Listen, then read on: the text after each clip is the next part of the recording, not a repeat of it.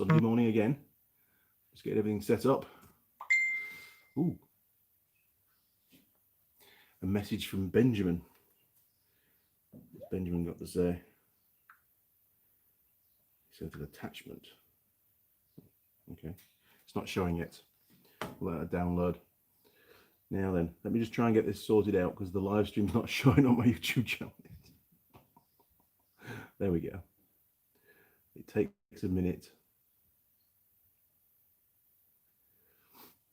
So, 2021. What's going on? Well, get rid of that. There we go. Much better. So, who have we got? We've got 9 viewers already. 13 viewers already. Holy moly. We've got Jim K, first on the game. Happy New Year, and Happy New Year to you too, Jim. We've got, a new one, Mr. Easter. Mr. Easter, Happy New Year.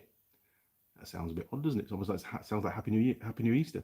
Mr. Easter, Happy New Year to you too. Mike Bazansky, Happy New Year from Virginia. Good morning, Mike. Welcome back.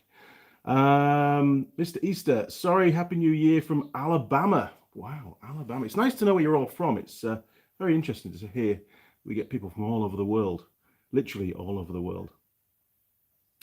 Daniel Beddle. Are you not fixing houses today, Daniel? What's going on? Morning, Daniel. Happy New Year, he says. MG, morning, Andy. Happy New Year. Jeremiah Lilly. Good morning, Andy, from California. Wow. Ross I. Happy New Year, Andy. Hope it's better than 2020. Well, I think we're all in the same boat there, to be fair. Al Alish, Happy New Year, Andy, and Happy New Year to you too. Oh my word. Swimpus, Happy New Year from Sweden.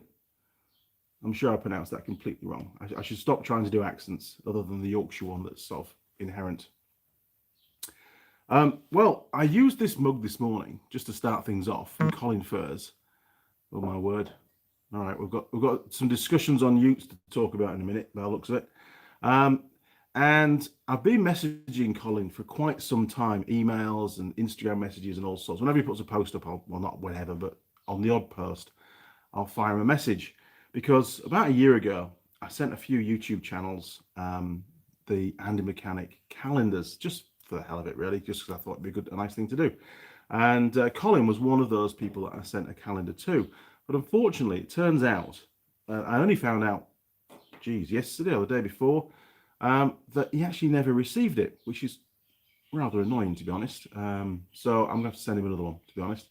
But I'll send him a few other bits and pieces at the same time, maybe some stickers and stuff. And maybe, just maybe, he'll put a sticker up in the workshop. But he's got nearly, 10.5 million subscribers now or something stupid. It's just ridiculous. He's such a popular chap and he does some great videos. Ben's saying he's found a ute and it's in New Plymouth. Where's that? Google Maps, son. You should know where New Plymouth is. I've been there lots of times. Back to the comments. Ross I, that's a lowercase L, lol. Sorry, Ross L, my fault. Daniel Beddle, it's currently 2:31 p.m. here in Virginia. That's actually quite a nice afternoon live stream for you, isn't it? Good job. Vector 9000 sounds very futuristic. Journey from Duluth, MN. Where's that? Matthew Cadwell. Happy New Year, USA, Memphis. Is that Tennessee? I think it is, isn't it? Charlie Briggs. Hello. What a good name. It sounds like he'd be holding a sawn-off shotgun, you know. Sounds like one of the old bank robbers in London, maybe. Hello from the USA. Matthew Caldwell. 1:33 in the afternoon. Yes. Vladimir. Oh, God. Joy. I'll call you Vladimir. Vlad, how's that? 12:33 Arizona. Wow. Now, I know Mum watches these live streams. She's made a point of it. She sent me an email, actually, the other day. Happy New Year, Mum. I will send you an email. I'll get around to it, I promise. Probably about February time, knowing me. Go away, Ben. There we go. So, yes, Ben's ute sent a link. Ben sent an attachment. I can't see the attachment. Okay. Found this. Oh, here we go. Ford Courier. Let's have a look. $1,000. All he needs is well, he doesn't need an engine because we can fix the old one, but he's hell bent now on buying a second ute. Just I can't get that. Bugger. Okay. Found this one. There's a picture of it. It's not much of a picture, is it? Seems to have something wrong with the bonnet. Looks like something sticking out of the bonnet.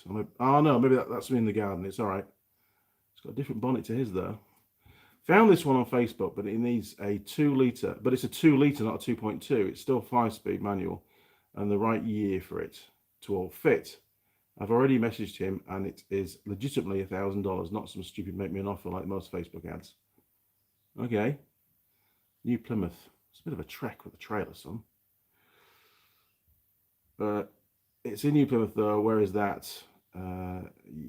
Yeah, we can pick it up. Yeah. Within collection range. Pretty much anywhere within collection range if you're prepared to go that far, isn't it? 2 litre though.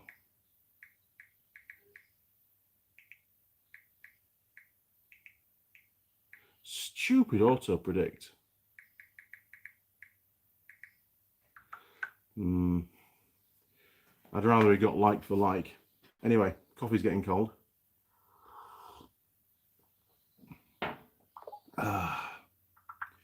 Oh, he's texting back. Oh, Minnesota. Thanks, Vector 9000. Moro Sind. Hello, everyone. Hope everyone had a good new year. Yes, it wasn't bad. Watched some stuff on telly. Yeah, did the live stream, obviously, with the competition. Glad to get that one out of the way. It seemed to turn out pretty well, actually. I like the thumbnail. I spent quite a while getting the arrangement ready for you.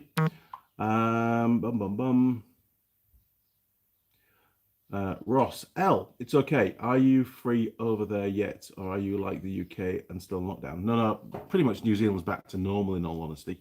Not really an issue here. Nothing really to speak about, to be honest. We're all going, well, most people are going back to work tomorrow, being the 4th. Yes, we're in the future. But I'm off until the 11th. Well, believe it or not, I've got this to do. Priority 1 is to get Alan's bike done as much as possible. Daniel, putting up tile floors and walls in a bathroom and getting ready to grout the master bathroom in a house. This house is a 4-bedroom, 2-bathroom house. Man, that's a lot of work. I did my bathroom here at the cottage years ago, and we even took the ceiling out. We did and the floor, even the floor came out. We did a complete revamp on it. All the walls came down the lot. Huge job, and very, very dusty as well. It was horrible. Osman 471, Happy New Year to you and Mrs. Mechanic. And believe it or not, Mrs. Mechanic is out of bed. She might even be watching the live stream. She'll chip in a minute, I bet you.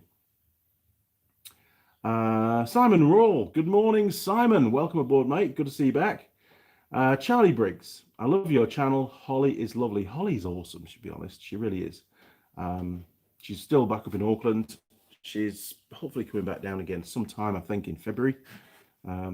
We've just basically, there's no point doing any more filming until some more parts turn up for a DR200.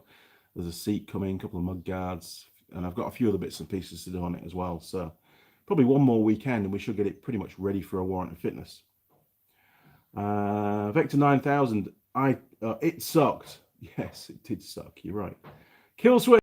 Hi, Andy. Good morning, Kill Switch. Welcome aboard, mate. Nice to have you around. Ed Foster. Cheers, Andy from Michigan.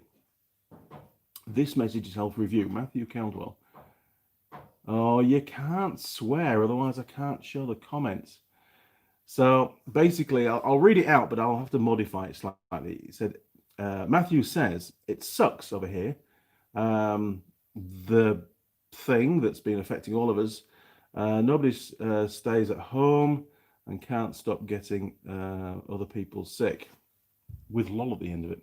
Yeah, I know, Matthew, it's been a really shit time, but you know, let's move on from that now. There's not a lot we can do about it. Vector 9000, my Dodge Journey was stolen. Oh, mate, I have to take the bus to California to pick up. I already owe $800 on storage. Also, it was found. So it's been stolen, and then they found it, and now it's been put in storage. Matthew Calwell, sorry. It's all right, Matthew. Don't worry about it. We've all got some pretty deep feelings about the last year. I had one of my KTM 640 LC4s. The black one was, in fact, no, the original one from England was stolen. Very rare occurrence. I parked it in Auckland City one night, just outside of church, in a motorcycle parking bay with lots of other motorcycles. And I went down the following morning and I did 3 passes of that bike stand, because there was still a few bikes there, looking for my bike, and it wasn't there. And then obviously it registered that it wasn't there and it had been stolen. And I was absolutely gutted, to be honest. And the police didn't seem too bothered in finding it for some unknown reason. They just said, "I'll just claim on your insurance, mate. You can get another one." And that to me wasn't the point, really. So I sat tight for about 2 months, and I did actually look around myself and get my eyes open and spread the word, but nothing came up. And then what happened then? And then it was because after 3 months, if the bike's been in storage, after 3 months, the storage place can sell it to get the money back. So it goes to auction. So about 2 weeks before the 3 months was up, I thought, well, I'm going to have to do something. So I rang around all of the tow companies around the Auckland area and quoted the VIN number and the regio and stuff to them. And eventually I found it, and I was quite surprised. So I rang the police up and I said, "Hey, I found the bike." And they said, "Oh, well done." And I said, No. I said, it's not over yet. I said, I spoke to the tow company and the recovery was actioned by a policeman. And this is the policeman's badge number. Now, I've been ringing the police pretty much every week and sending them emails to find out if they'd found the bike or not. And every time they'd said no. But clearly they had, because a policeman had actually actioned the recovery and to put it into storage. But they hadn't notified me that they'd found it, or the insurance company, which I thought was really, really odd. So I got back onto the tow company and they said, "Oh, you can't have it back just yet because the police are busy fingerprinting it." And I'm like, "What? Are you serious?" So the police know that they definitely know that they've got it, obviously. And then when I rang back to head office and explained all this to them, they said, "Oh yeah, well, it's an ongoing investigation. You're not to know that it's there." And I said, "But do you not realize that in about 10 days' time, they're going to auction the bike to get their money back?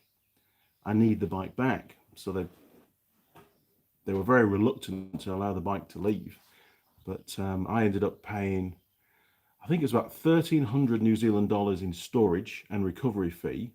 And then they'd done like a tail tidy on the bike and they damaged a few bits and pieces. It cost about another $500 or $600 to fix it up. So I was about $2,000 down. Obviously, I cancelled the claim on the insurance because the bike had been found, and I didn't want to. There was no need to have a payout. To be honest, it was going to cost me a lot more in premiums over the next few years if they'd paid out. And the insurance company was really weird as well, because they said, "Oh, you can't cancel the claim once it's started." And I said, "Well, no, the bike's been found. There's no need to claim it." But really weird, really weird. I was very annoyed. But by the end of month 2, I'd already gone out and bought another bike. Exactly the same bike. That's why I've got 2 of them. So now I have, still got the 2, and the one that got stolen has now become deregistered for, because I'm just slag. Whereas the black one, which was the orange one that I bought, but I swapped all the plastics across because I like black rather than the orange. That one is still rego on hold, so that can go back on the road at some point. I don't want to let that one lapse. So I only keep the original bike now just for parts, to be honest, just in case something happens to the second bike. Good bikes though. Now then, just backing up a little bit. Charlie Briggs, I have a 1985 Suzuki 250 I've been fixing up. Awesome. Is that a GN 250? They're not a bad little bike, to be honest, if that's what it is. Connor K, there he is, the competition winner. Greetings, Andy, and Happy New Year. Happy New Year to you, Connor. Don't forget, Connor, I do need the size, your measurements around your chest, around your waist, across your shoulders and stuff for that jacket, so I can make sure I get the right size for you. Once I've got that and it turns up, then I'll get your package all parceled up and on the way to you. Could take a while. Matthew Caldwell. Sorry, I didn't mean to curse on your channel. Do apologise, mean none disrespect. It's all right, Matthew. Don't worry about it. It's all good. You're not the only one to try or to curse on the comments. Mike Bazansky. Congratulations, Connor. Absolutely. What a lucky chap. Simon Roll. $1,300 KTM. Keeps talking money. It does. I mean, since I've stopped riding it, it doesn't cost me anything, but it did cost me a bit while I rode it. And that original one, the one that got stolen, actually, I ran it on 91 fuel when I first came to New Zealand, but I didn't realise on that particular model you've got to disconnect a wire in the wiring harness to change the ignition map. It's carburettor, but it has a different ignition map for 91. And I did about 20,000 kilometres here in New Zealand on it in the first year, just commuting to work, and it was my main transport, to be honest. And it knocked out the left-hand main bearing. So it was a full engine rebuild. Wasn't good. Moro Sind. That story about the stolen bike sounds so corrupt. It does. I'm sure that they make money out of these kinds of crimes. It's a shame. Yeah, it just didn't stack up, to be honest. I found out that the cops spotted the bike. The thief, the criminal, was pulling wheelies up and down Avondale over near West Auckland. And they pulled him up for pulling wheelies, not because the bike, you know, I think he must have changed the number plate or something. I don't know about it. I really can't remember now. It was a long time ago. But I think they only initially impounded the bike because he'd been pulling wheelies. And in New Zealand, if you get caught pulling a wheelie, or a wheel stand, as they call it here, the police do have the power to take the bike off you. So it was all really weird. Even the insurance company acted really weird over it. I don't know what was going on. Charlie Briggs, sorry about your bike. No, mine is an RM250, so two-stroke dirt bike or motocross bike. Nice machine. Old. Classic, in fact. One thing I have noticed, I was trawling through what we call Trade Me, which is like the New Zealand version of eBay. And I was trawling through Trade Me the other day, just thinking, I wonder if there's another project bike on, you know, around, or maybe another little Suzuki Jeep. I keep looking around for a little Suzuki Jeep, an SJ410 or a 413.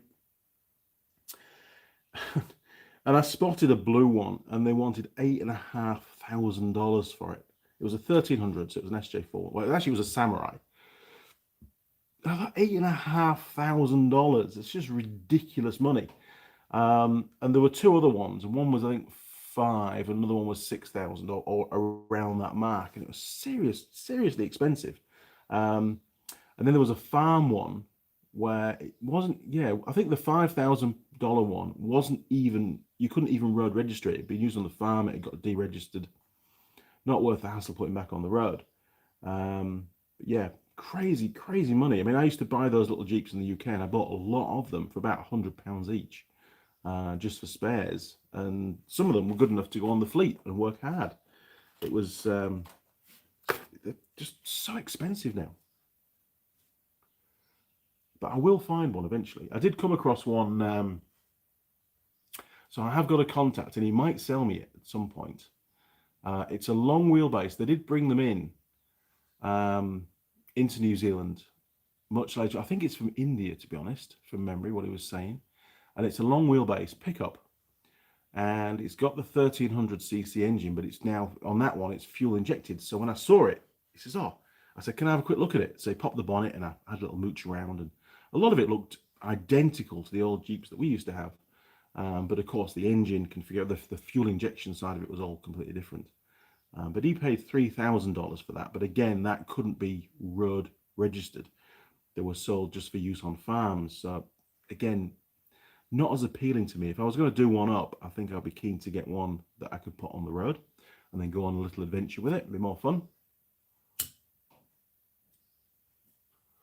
The other option would be to buy one that's deregistered, or a farm one, and then just stick a trade plate on it for a trip, and just say that you're doing long distance testing or something.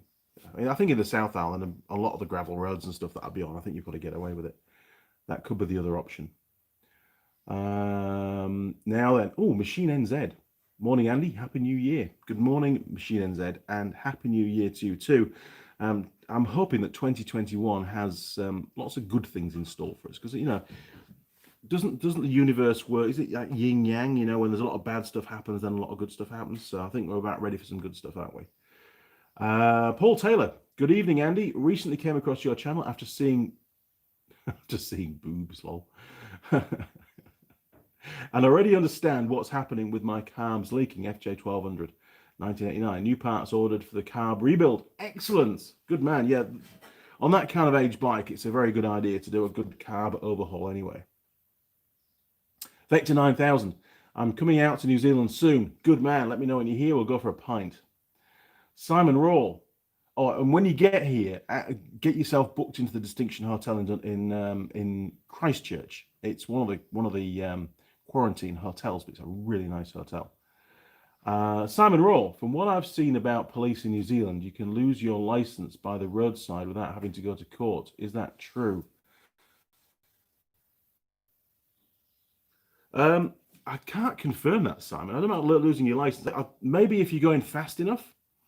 I think in the UK, if you're doing over 100 miles an hour, you can lose your license. But I think that's got to go through the court process. I don't know, Simon, to be honest. I can't confirm that. But it's most likely possible, to be honest.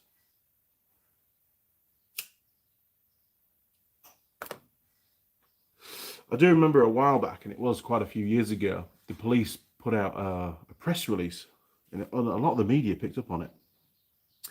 And it was to do with sort of the level of fines and points that you would get if you got caught without rego or warrant of fitness and stuff. And they deliberately had like a 2-tier structure. So, if you're a white person, and I can say that because I'm white, if you're a white person, you essentially got fined more, or the penalties were greater than if you're a traditional Maori person from New Zealand, which, how on earth that got passed and released as a press release, I have no idea. Completely racist and should not have been allowed, and it was very quickly retracted. It sort of disappeared, and there was no more media coverage. So whoever decided to put that out got their wrist slapped for sure. Everybody should be treated the same, shouldn't they? Now then, Vector 9000 for a tattoo, only legal there. What? You can have tattoos anywhere, can't you? There's some very, very good tattoo artists here in New Zealand, I must admit, and I am way overdue getting another one done. I'll have to get saving up again. Jack Shelby Dyson. Oh, sorry, Jack Selby Dyson. Sorry, I need to put, it's Shelby, didn't I? I wonder if I can get your opinion on a project of mine. I have a 70s Honda CB750. There you go. Recently restored by myself. I have plans to update it to EFI. I just don't want to drill into my back header. I don't know what a Delavac header is. Well, if you're going to have EFI, then you're going to need to have an O2 sensor, and that's going to have to go in the exhaust. And obviously, you've got all your. Is it a single point injection, or is it multi-point? Is it one injector per cylinder? But yeah, go for it. I mean, I'm going to be doing the electronic ignition on this one. I think fuel injection would be a great thing to do. Paul Taylor, yes, I started taking them apart, and the O-rings fell apart, so I ordered a complete rebuild kit. Yep, it's obviously way overdue for that. Dave Can, Happy New Year, Andy. Happy New Year to you too, Dave. Vector 9000. The whites in my eyes tattooed. No, that's horrible. Don't do that. No, definitely not. It looks really, really weird. Oh, Benjamin's on all sorts of. He's on a mission at the moment, trying to sort out his truck. See what he has to say. It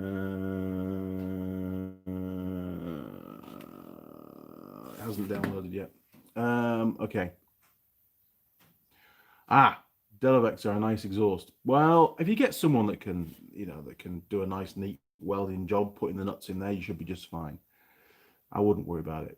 It's just a smaller price to pay to go to fuel injection, and you'll find the bike a lot more responsive, a lot more efficient, and probably a bit more powerful as well. Machine NZ, the police can pink, I think that's the colour, sticker your car and stop you driving it on the spot. Yes, they can. If you're over 100 kilometers an hour from home, that's a long walk. It sure is. Yes, they can condemn cars there and then, and I've seen quite a few cars parked at the side of the road with stickers on them. I didn't take a lot of notice what colour the sticker was, but there's definitely stickers on them. Whether it's people that have been caught drink driving and what, or, you know, or the car's not legal or what, I don't know.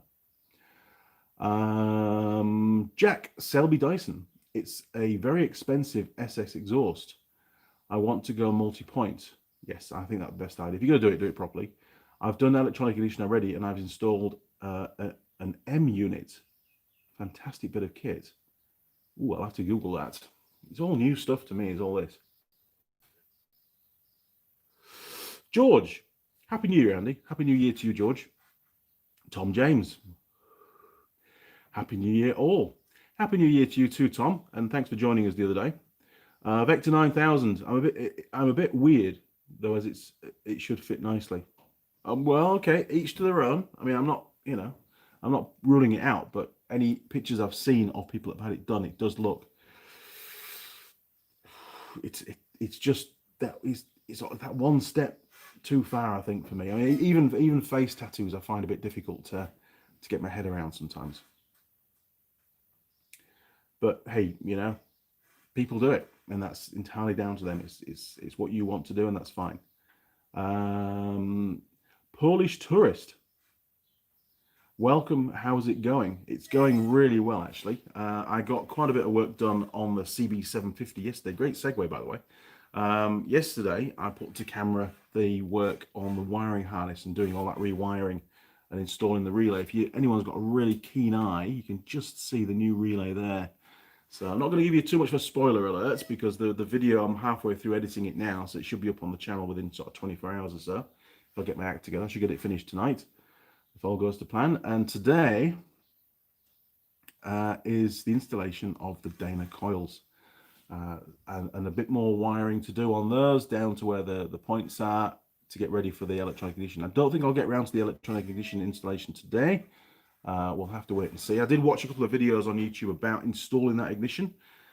Gave me some really good ideas to what to include in my video. I want to do it as a comprehensive installation video rather than just, this is the stuff, it's on the bike and now it runs, woohoo, isn't it fantastic? You know, I want to do a bit more detail than that, which probably will mean it'll be a really long video, like me. I seem to be doing lots of long videos at the moment, which is hard work, not just making the video. It doesn't get as many views because, well, most people tend to opt for the shorter videos on YouTube, and it takes a lot longer to edit as well. And it fills up the hard drive, but I try to include all the stuff that really needs to be included. No. Right, Charlie Briggs, how many dirt bikes do you have? Oh, there goes the air compressor. Dirt bikes, we've got the WR 450F. We've got the TT250R Raid 1996. Ben's got two of those. He's got a DT230, especially class that as a dirt bike. What else have we got? I mean, both the two KTMs are in super motard spec. I have actually done one as a dirt bike when I went on a trip down south. Put a 21-inch front wheel in it, which I've still got, I think, in storage somewhere, and a big knobbly tyre on the back. In fact, even I used to have a GN250, which I put knobblies on and did an enduro ride on that. That was awesome fun. Made a lot of the marshals wonder what the hell was going on when I went past. Good fun. The old Honda Dominator that we had has been sold. That got sold a couple of years ago. Unfortunately, had a cracked head, so it had to go. Couldn't find a replacement head for it anywhere. Tried all over the place for it. What else have we got? Oh, I suppose you could class the farm bikes as dirt bikes. We've got probably 5 or 6 different farm bikes. We've got oh my word, there's an Ag 200 in the shed that has got a seized crank. We've got, I think, three DR200s that are all together. One's Holly's bike, which is one of the projects at the moment. The other one is Lily's bike, which is basically done and just waiting for a warrant. And the other one is the yellow one that I got a bit early, well, a few months ago, in the last consignment of bikes. And that one hasn't been touched, but I know that one of the front wheel bearings has completely collapsed because it's a pain in the ass to push around, so it sits outside now. And we've got, is it a CTX 200, the Honda 200cc farm bike? One of those is outside as well. That's another project for the future. Oh, and of course, the TW200, which is definitely a dirt bike. And I actually jumped on that this morning to head down to the petrol station to get a pie. The battery's flat. Yeah, couldn't ride it, wouldn't start. Couldn't ride the bike. And I bought Reggio for it the other day, so I've got to put that on charge today and put some fresh fuel in it. Another little job. Now then, oh, geez, I ramble on and the comments just flick past.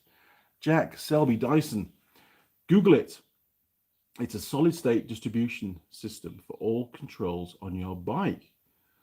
Wow, remove start, one button function, etc. I have my kill switch and start button in one. Same with high, low, beam, and flash. Wow, that sounds pretty cool. I will Google it. I'll do that, Jack.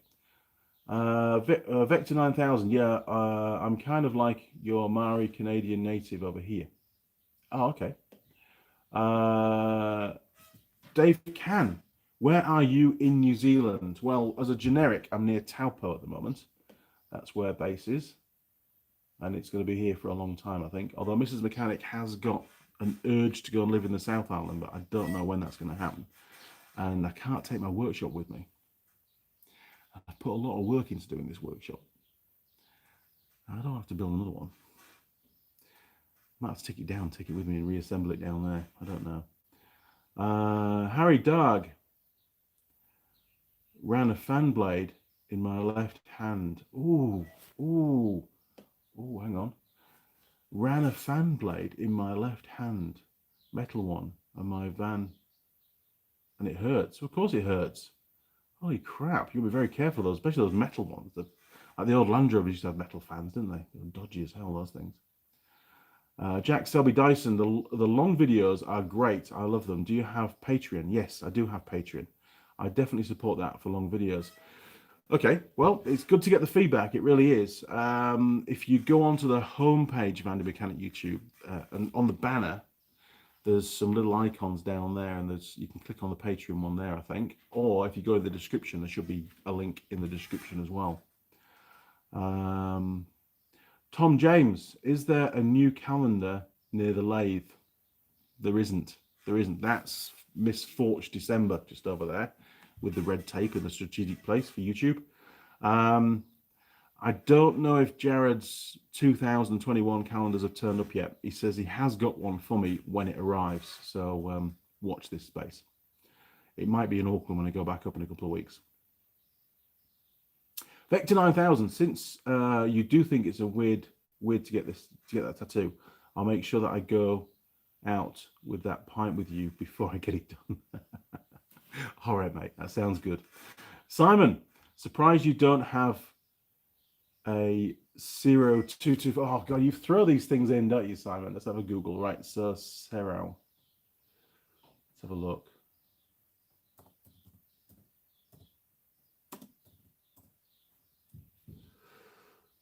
Let's have a little. Oh, do you mean an XT225? Images. Yeah, I don't have one of those. I don't have one. So obviously it's called, yeah, there we are, look, XT0225. So it's just called something different in our land over here, New Zealand. Don't have one. It's an XT250s now over here, to be honest. But who knows? Maybe one day. Obviously, I've been very reluctant to buy any more bikes of that particular brand because they can't be shown on the channel at the moment. Although I must admit, one thing I've learned with YouTube is I have been uploading videos in the background of repairs on that particular brand of bikes, because obviously they come through the workshop and there's some interesting repairs. And I recently did one replacing rear wheel bearings on an ROV.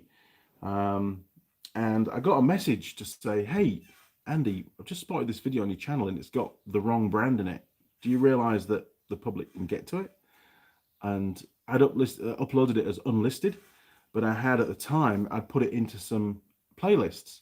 Now, it turns out if the playlists are public viewed playlists, you can actually still see the video, even though the video is unlisted, which I thought was a bit naughty on YouTube. It caught me out. So I've had to go in and change a few settings on some of the videos and take them out of various playlists because obviously, I don't want to get into trouble. Fortunately, it only had a very small number of views, so it hasn't really caused an issue. I don't think it will cause an issue, to be honest. But, mistakes do happen, and it was completely, it wasn't planned. It was accidental. Now then, where are we?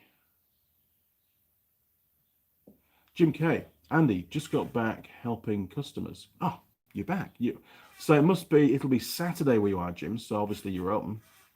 Well, good man. You've got to put the customers first. Live streams can wait. Matawix, Happy New Year. Did you celebrate? Only in-house. Unfortunately, Team Marmite, the shop dog, she does not like fireworks at all. And in the village here, there were quite a few fireworks that night. So we decided not to go into Taupo that evening, but to stay at home because we couldn't leave Marmite on her own. And we didn't want to take her with us because, again, there'd be lots of fireworks in Taupo. So just one of those things that you do, unfortunately. But yeah, we had a good night. We celebrated. That's what it's all about. Goodbye 2020, I think is what we all said, isn't it? Thanks, Matawix. Paul Taylor. Haha, I have a 1982 CB900 F2 Supersport for full restoration. Had it 10 years now, got it running, then stripped it. 2021 is the year it comes back to life, but won't be fully ready until 2022. It's a massive job doing a full restoration, and finding the parts seems to be one of the hardest jobs. But there's a lot of work goes into a proper restoration. I mean, this CB750 is not getting a full restoration. I don't have time for it. The remit is just to get it up and running and reliable. And I'm hoping that the electronic ignition system that's going on, combined with the Dana coils, will create a much stronger spark, and it'll allow the bike to start on all 4 cylinders. Number 2 cylinder is a smidgen down on compression. It's not as far down as I thought it was originally, and it does seem to be getting slightly better as I'm cranking the engine over more often and running the bike up. But time will tell, won't it? If that doesn't fix it, then I'm pretty sure it's going to be an engine out job and a rebuild. But I'm trying to put that off because I don't really have time to do it, in all honesty. I've got lots of other projects to get on with. I've got a carport that I really want to get finished as soon as possible because it's getting really hot here, and it'd be nice to be able to work outside, but away from the sun. Good for the ROVs for sure. Paul Taylor, as my lad is taking his test this year and he is more important. Yes, you've got to look after your lads, that's for sure.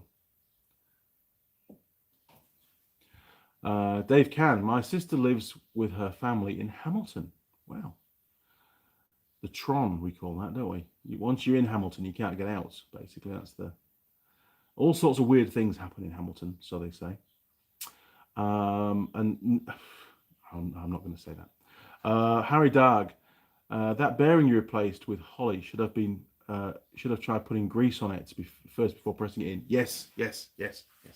I must admit, when I'm filming with tool girls, there's or an assistant, should I say, there's a lot of pressure because they're only there for a set period of time, and we have a lot of jobs to get through. And I'm running the cameras, I'm planning the whole thing as well as thinking about the job, and sometimes I overlook certain things. But you're quite right. A smear of grease may well just have prevented it from picking up on the aluminium. A bit unfortunate, but not the end of the world. It's still usable, which is the important thing. And at some point, maybe I might have another one kicking around. In fact, I should have another one of those little dog bone things kicking around, and I can always install that instead at some point if need be. But good tip. Thanks, Harry. Bill's Zygmunt. Afternoon, Andy. Belated Happy New Year. Oh, I think we can still celebrate Happy New Year for at least a week into 2021, given what we've all gone through. But no, thanks for that, Bill. Appreciate it. And Happy New Year to you too. Mick Dady Juma. Hello from Tanzania. Tanzania. I don't know where Tanzania is. That's a new one. Fireblade 2102. Morning, Andy. Snowing here. What's it like there? It's definitely not snowing. It gets pretty damned hot actually at the moment. It's not the hottest time of year yet either. Usually February we hit peak temperatures of, well, very high 30s, sometimes up into the 40s. And it's a horrible time to be in the workshop, to be honest, because it's just so bloody hot. In here it gets hotter than it is outside because of all the tin roof and stuff. It just well, it's just a sweatbox in all honesty, and it makes it really hard to make videos. Normally my shirt turns a very dark blue, just dripping in sweat. Unfortunately, it's not particularly nice to see on the videos. I'm still hoping to get air conditioning put in the workshop, and I'm going to make some more inquiries about that in a few days' time, actually. Mike Bazansky, so dead battery means no pie. Yeah. It did crank over a little bit, and then and that was the end of that. So I didn't have time to put the starter charger on it. I didn't have time to drain the carb. I was pushing it going out for a pie anyway, to be honest. So such is life. And Mrs. Mechanic tells me I shouldn't eat pies in front of a camera. It doesn't look very good on camera, but they're so nice. Vector 9000. Is it difficult to try and relocate there? Oh, is it difficult to try and relocate there? As I'm a truck driver by trade, and that's a good industry there. It is. I think if you're a truck driver and you've got I don't know what the classes are over here for trucks, but if you can drive an Arctic, then I think getting a job in New Zealand will be not a problem at all. When I'm driving around New Zealand, I often see signs, even on the back of trucks sometimes as well, saying truck drivers needed. There is definitely a shortage of truck drivers here in New Zealand, and a shortage of truck drivers who can speak English. In all honesty, we've got a lot of migrants coming into the country, or we did, not so much now, coming into the country from countries where English really, they just didn't speak it very much, and that causes problems because they can't really read the road signs and things. And the quality of the truck drivers, and this, in fact, you've got me onto a subject now. Since I first came to New Zealand, there's been signs at the side of the road saying keep left unless overtaking. And for the first few years, nobody really in New Zealand knew what that meant. And they just, when they're on the motorway or on a multi-lane road, because they're not really motorways in New Zealand. So let's say State Highway 1 going through Auckland, it's 3, sometimes 4 lanes. And the truck drivers never go in the left-hand lane unless they're turning off. They always stay in the second to the left lane, regardless. And in the UK, they don't do that. They always pull into the left lane, and that's why the left lane's all rutted, all the tarmac's rutted because of the weight of the trucks. People just pick a lane and stay in it over here. And they have recently, in the last sort of 12 months, started a radio campaign. And probably on the TV as well, to be honest, but I don't watch regular TV anymore, where they're trying to educate the public into actually moving left and left to the leftmost lane unless you're actually overtaking. So hopefully one day New Zealand roads will actually be driven properly. I'm not going to hold my breath though. I remember when I first came here, I was doing that.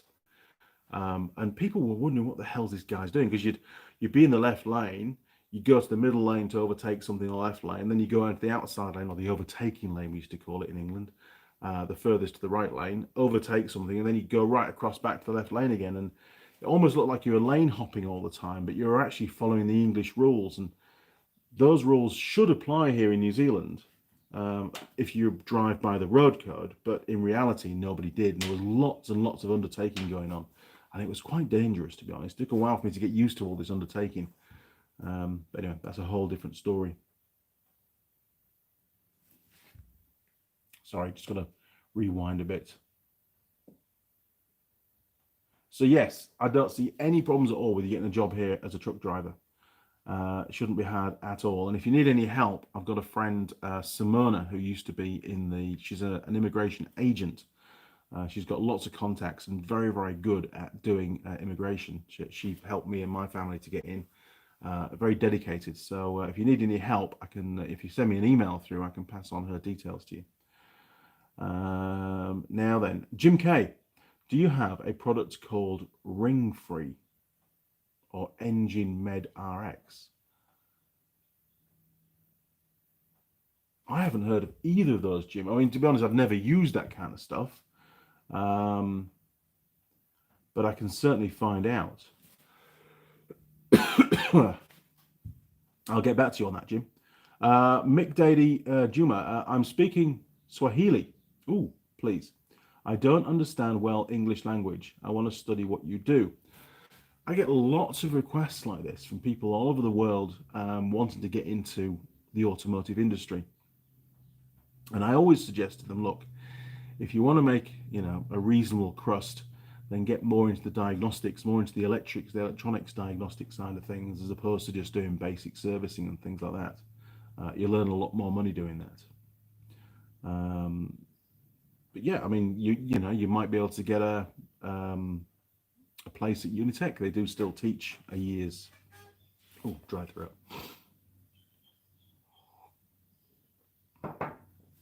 Hay fever's not so good at the moment. They do still teach automotive 1-year courses, so you could get your name down for that, and maybe even get a scholarship to get in. I don't know. It's worth a try. If you go onto the Unitech website, obviously it would mean that you've got to move to New Zealand. Simon Raw, I will raise a code to New Year. What? I will raise a code to New Year. Cheers. Simon.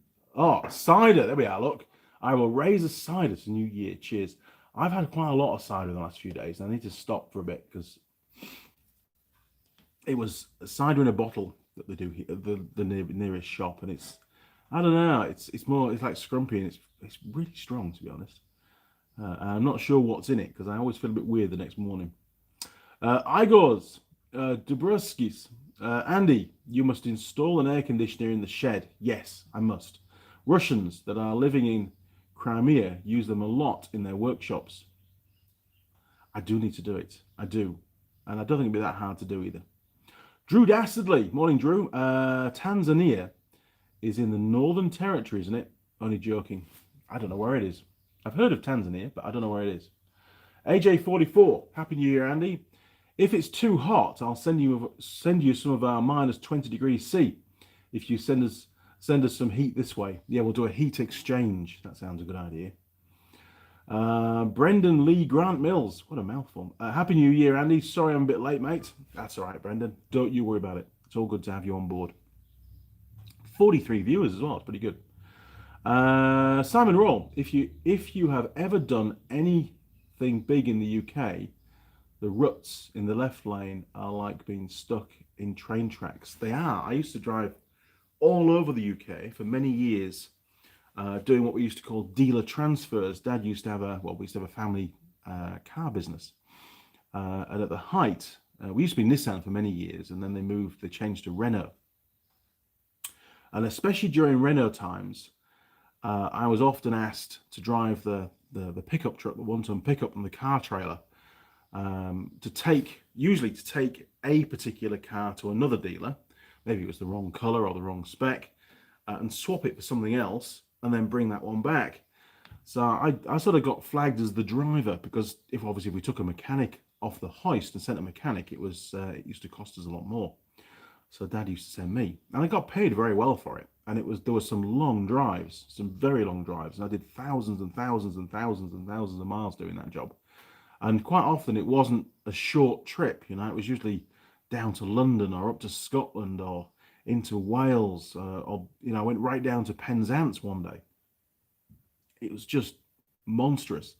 The longest drive I ever did was 23 hours. I say non-stop. I had to stop for fuel and a bit of food here and there, but that was the trip, and it took me a whole day the next day I just slept, basically. I was so tired.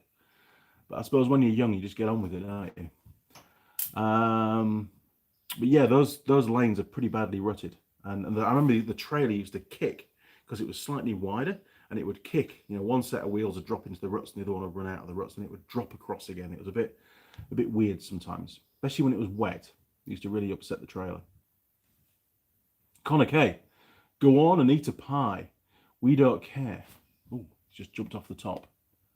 Also, have you considered a swamp cooler?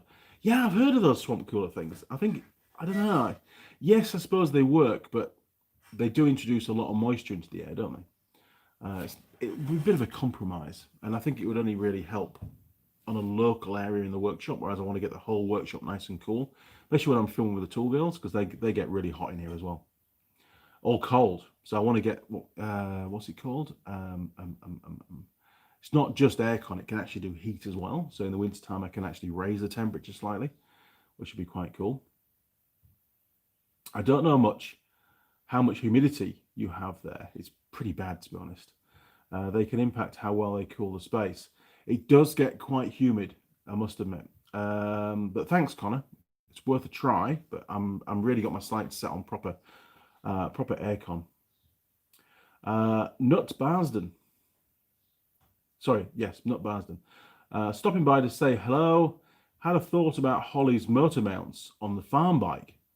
I always remove the paint on the mounts on Harleys that are solid mounted, not rubber, so the paint doesn't wear and loosen the mount. I think you sent me that through before, and I did read that. Thank you very much. It wouldn't take a lot for me to buzz off the mounts one at a time and, like you say, just clean the paint off. And I think that's a really good idea, actually. I will do that, definitely. Simon Rawl, me too far, too much cider. Me too far, too much cider. I'm going to start being good when work goes back on Monday. All right. Okay, we should both do that. Come Monday, which is my tomorrow. No more cider for a week. No more cider for a week. Especially that bottle stuff. It's weird. These are big sort of 2-litre plastic bottles as opposed to the glass bottle stuff we get. Brendan Lee Grant Mills, smash the like button. Good man, yes, smash the like. 44 people watching, 27 likes. Paul Taylor, it's 20:20 p.m, so 8:20 in the evening here in Manchester, England, and my bar is open. I raise a glass to a better future and to you all. What a nice chap.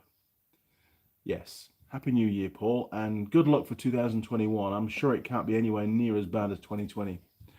Drew Dastardly, Tasmania is in the NT, Northern Territory, and Tanzania is in Africa. I often confuse them. It was a bit of a distance, to be fair. Denbiar, good morning and Happy New Year from West Auckland. Any chance of a story about the Nissan Patrol of yours? Yes. Okay. So, I mean, unfortunately, every time I get in the Nissan Patrol now, and we call it the Fun Bus, because when we bought it in England, it came out of Kent, just outside London. And the guy, I think, had it about 3 years, and it had been imported from Australia. It was built in Japan, sent to Australia, and then sent across to the UK. This guy had it 3 years. Don't know why he had it. It was still immaculate. It was really, really tidy, but it had been stolen. It had a different ignition barrel in it, and one of the windows had been replaced, one of the little quarter lights. And I remember Mrs. Mechanic drove it back, and I was in the company because we had an off-road driving centre at that point. We used to have a Nissan D21 double cab. So I was driving that. She was driving this Patrol. And I remember stopping at a petrol station after we picked it up just to get some food. And I sat in the Patrol with her. And it's a high roof, and it's a 10-seater. And we sat there in the front and just kept looking back. And the vehicle it was just a cavernous space. It was just massive. It was it felt like a minibus. And we were thinking, why have we bought this? Why have we bought this? Anyway, we finally got home, and the next morning the kids, because it was quite late by the time we got home, next morning the kids saw it in the yard, and they went outside. They wanted to jump in it and have a clamber around. And the kids are only little, so they all got in, and they're all clambering around the seats. Ben would sit in the back, and then sit in the middle, and then sit in the front. And they had a real good laugh. And it got known as the Fun Bus because it was sort of the family truck. And whenever we went anywhere in that, the kids were going to have fun, I suppose. That's why they named it that way. But no, an awesome truck. It's a 4.2 normally aspirated straight six diesel, SD, is it SD42? I think. Golly, forget things now. 5-speed manual. Obviously, it's got transfer box and standard and stuff. Doesn't have any diff locks. It's an open diff at the rear, open diff at the front. No limited diff in it or anything like that. But it's got a 2-inch lift kit from Old Man Emu, and it's got heavy-duty rear springs. So it does sit a little bit higher at the rear, but once you load it up, it sits nice and level, so it doesn't look overloaded. Those long wheel, but wait, in fact, all the coil spring patrols on standard springs tend to drag their ass a bit when they're loaded up, and they look a bit weird on the road. So I wanted to go for the heavy-duty springs. It's got a ARB bull bar on there, and it's got a 16,000-pound electric winch, which was the biggest winch I could fit in there, which still works. It works really well. I use it around the garden for moving stuff around sometimes. I have got a spare chassis for it. I've even got another shell down the garden. But every time I get in it now, and it hasn't been on the road for a couple of years, every time I get in it and shut the door, rust falls out of the roof. It's in a really, really bad state of repair now. And the reason for it, the reason why it sort of went downhill, was it has a really large sunroof. Not a normal size, it's a really big one. And it was all electric and stuff. And it was really good, actually. The kids loved it. In fact, we were in London once with it. We've gone down with the kids for a weekend or something. I can't remember what the trip was about. But we went into this underground car park, and you know they have the maximum height sort of signs, little barrier thing that swings on the chains. And as we went in, it cleared. Oh, mint, we can park down here. And we got into the car park, got parked up. It looked really tight, but we got in, parked up.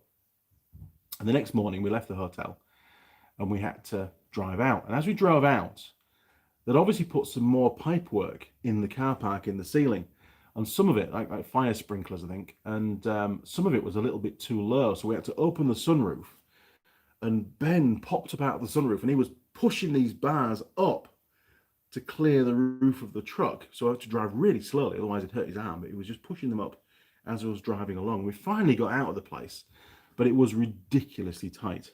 And in fact, that truck had already had a dent on the front of the roof where somebody had gone in somewhere a bit too low.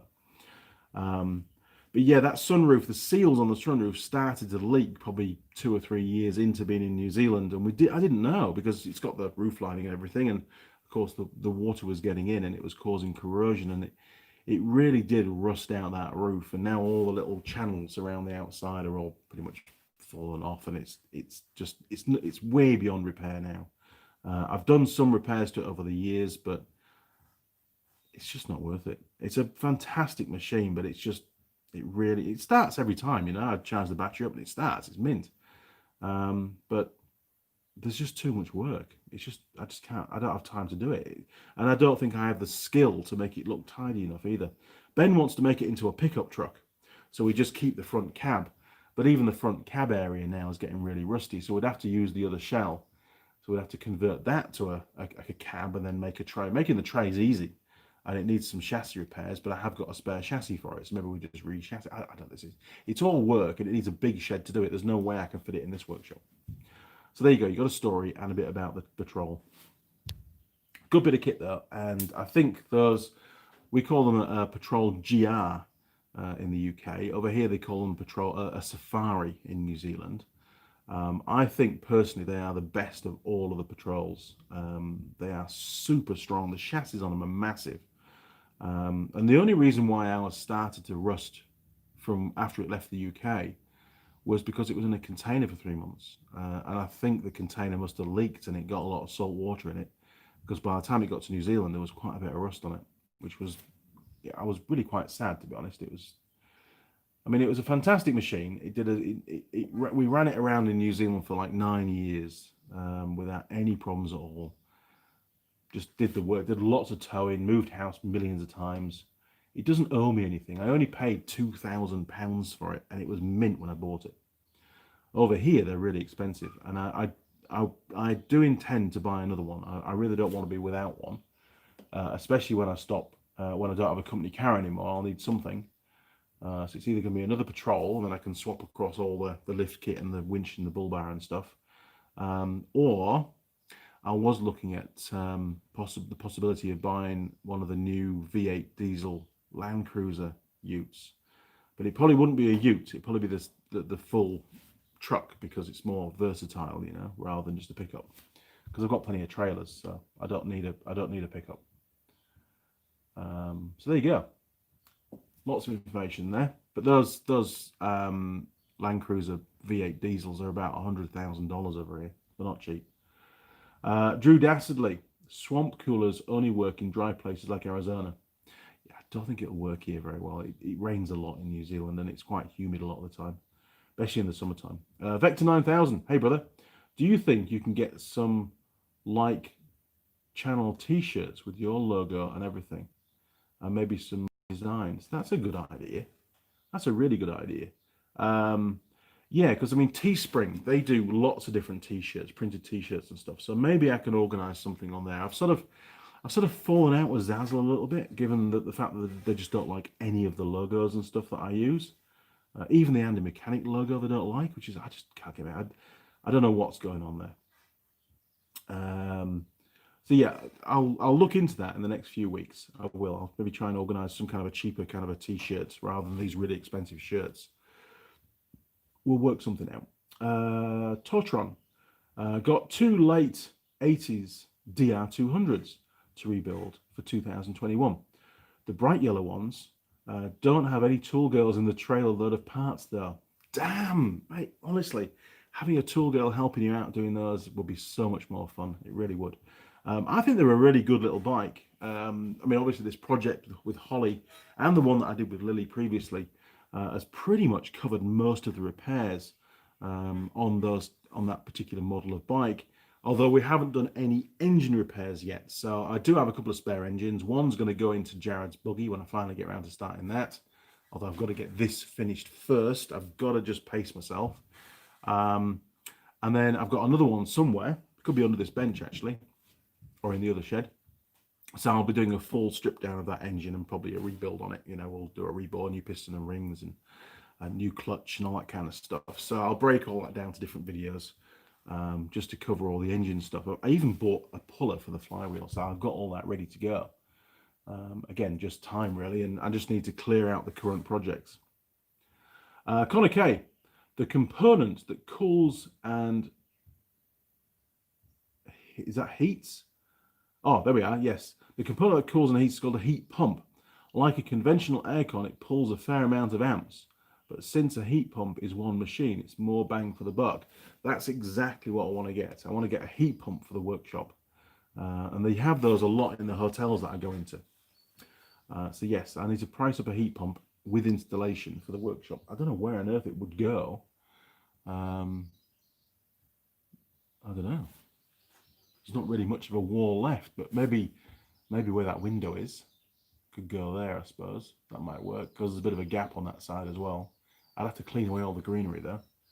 But other than that, yeah, we're going to be struggling. I'll work it out. Thanks, Connor. Appreciate that. Jim Haynes, sunroofs are the devil. Yeah. So once we realised it was leaking, just jumping back to the old patrol again, I cleaned all the paint off and I basically welded it up. I put some tin plates over it and welded it all into place. Then we repainted the roof, and I did quite a lot of rust repairs at that point as well. Well, it wasn't just really rust repairs, it was cutting out all the rust and basically fabricating new panels. Hell of a job. Simon Raw, is the patrol the one with chassis problems, cracking? No, it's never cracked the chassis. It did get a hole, a rust hole near the back, about a foot from the rear. And being the superior bodge artist that I am, you had to go for a warrant of fitness. I can say this now because it's a long time ago. So I cleaned off the chassis with a wire brush, you know, make sure there's no dust and stuff there. And then I got some duct tape and I put some duct tape over the hole, and then I just undersealed the back of the truck, and it looked mint.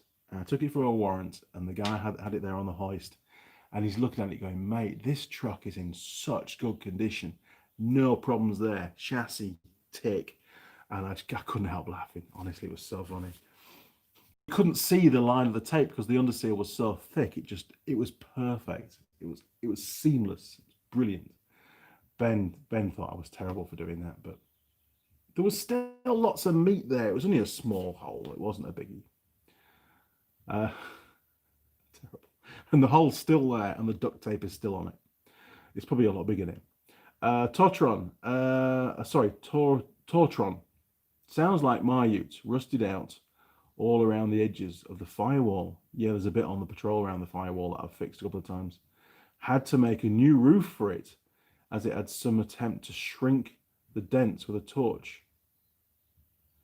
And I just put new sills and rear cab mounts. Wow, that's a lot of work, mate. It's a lot of work. But had to fix it because it told the wife. Oh, because I told the wife it was a bargain. Yeah, I remember I bought an old. It was probably the first patrol I ever bought. Actually, it was a short wheelbase SD33, so it's a 3.3 straight six, normally aspirated. And I bought that, and it turned out to be a ringer. Now in the UK, we call a ringer a vehicle that's been made from parts and probably from dubious background. The chassis turned out to be quite a few years older than the shell, and the shell had the VIN plate on it. So of course I thought I was buying a newer vehicle than what I was. I think it was, from memory, it was an F reg, so it was 1989 was the shell, and the chassis turned out to be an A reg. So what was that? About 83, 84, I think. So quite a bit older. And I was off-roading over in the Lake District. I had a group over there and I was driving it. And it was a cool truck, I must admit. It wasn't particularly powerful. It had lots of torque, but it was a bit sluggish on the road. And I was doing this rock crawling, and it seemed to start to get really good. But at one point I got out to open the door and talk to some people. When I got back in, the door wouldn't shut. I thought, what the hell's going on here? And it turned out, when I looked underneath, that I think it was the left-hand chassis rail had completely snapped. And it was corroded. It wasn't just metal fatigue, it was corrosion. So I limped the vehicle home after that. I mean, I carried on for the weekend. Couldn't let the customers down. But I did make it home, took the shell off, had that on 4 oil drums and 2 big bits of box section out in the yard, wheeled the chassis into the workshop, and I completely made about half of the left-hand side of the chassis, just out of 3mm plate, just made the whole thing, welded it all up, put the shell back on, did a bit of a body lift at the same time, and then carried on using it. Now, that was probably about a week's worth of work. It was pretty full on. I used to do some pretty serious repairs back then. But again, I was in the same boat, you know. I'd spent quite a bit of money on the vehicle, and I didn't want Mrs. Mechanic to think that I'd bought a lemon. I had bought a lemon, without a doubt.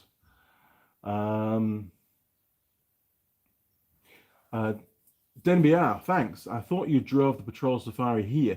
Almost. That was the intention. We got as far as, well, we were trying to get into Turkey, and we were going to ship out of Istanbul.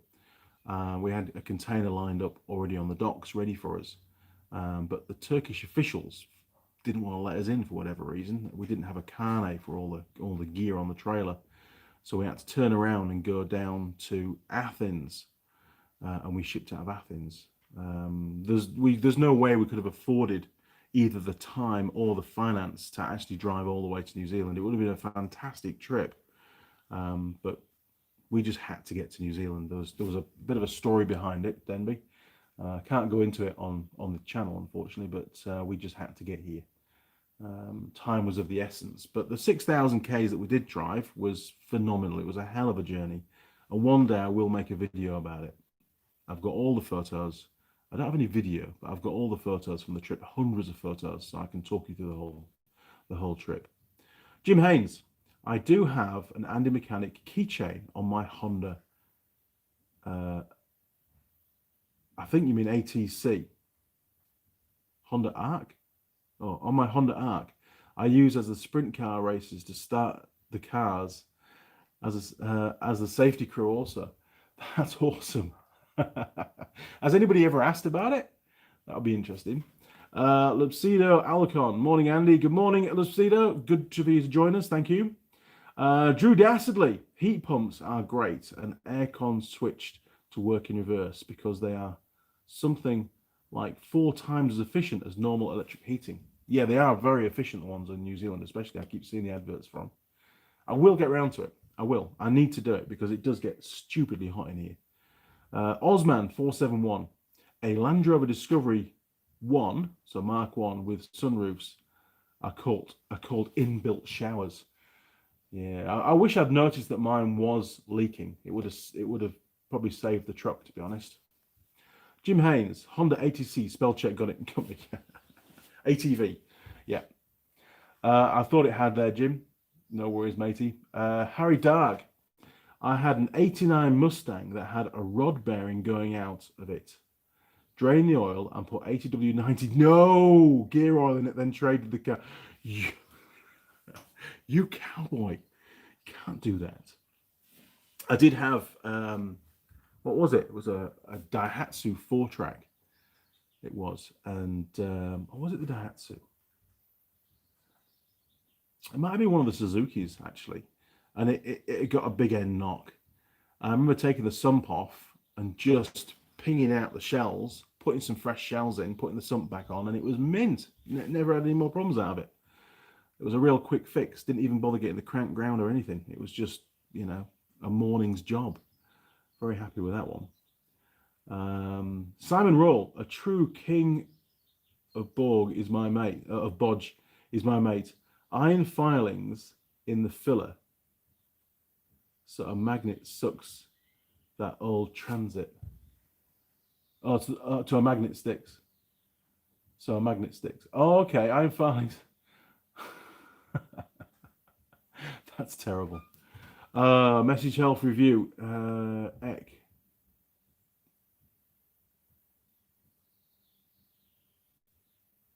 What? I can't put that on the channel. Well, Eck, we do have female assistants on the channel, but you really can't use that kind of language. Sorry, mate. We'll have to hide that one.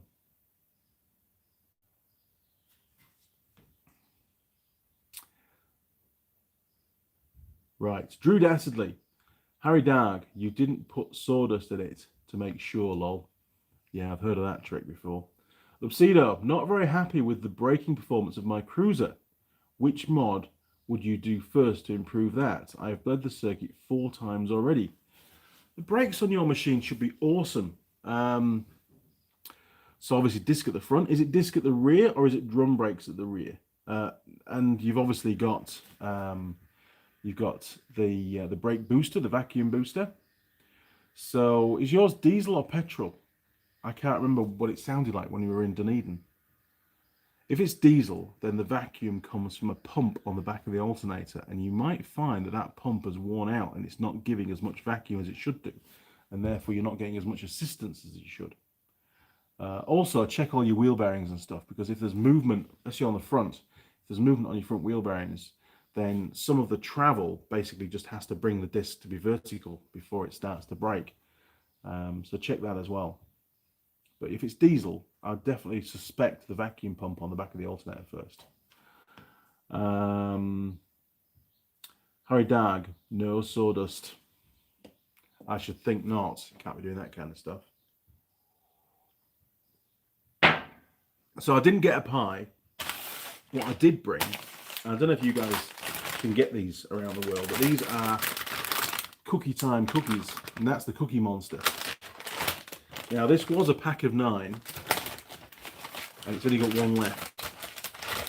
This is the last one, and I like them a lot. This one, these are the 3 chocolate ones, the triple chunks. There, look.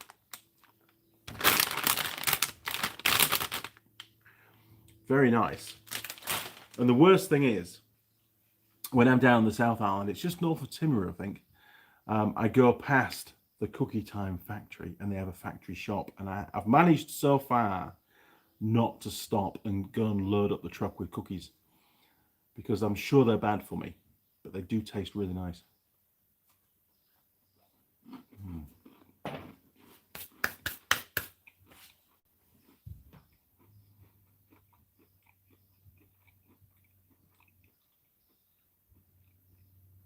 Here we go. Lupsido. Oh, by the way, Marmite loves these. I always give her a bit of my cookie when I'm up in one of these. Drum brakes at the rear, diesel engine, wheel bearings replaced 4 months ago, new rotors and pads at the front, new cylinders at the rear. We'll check the vacuum pump then. Cheers. Yeah, I think if you've done all that work, really it's more to do with the force that you're applying. Now, have you fitted oversized tyres? Because if you have, that does affect the braking efficiency. So that's something else to think about as well.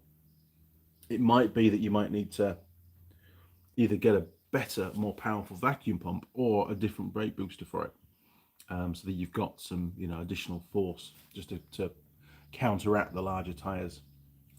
But the brakes should be good. I mean, the brakes on the Safari are phenomenally good. You can stop on a sixpence with that thing, and that weighs about, with all the gear on it, weighs about 2.5 tons. Although, to be fair, when we did the rear wheel cylinders on it, years and years, we're going back like 15 years now. When we did the rear wheel cylinders, after we did them, the brakes were terrible. It was so bad, you had to double pump the brake pedal. And we went through it again and again and again and could not find the problem. In the end, it turned out there's like a load sensing valve at the rear, which has a bleed nipple on it. And even though we bled it there a few times, eventually we did get some more air out of that circuit. And then it did start to get better, but it took a long time for them to come right. And then they were mint. So I don't quite know what was going on there. It can't just have been that air. Jim K, are they soft cookies? I don't know, Jim. What do you think? Let me get a look. Are you ready? Oh, yeah. Look at that. Nice.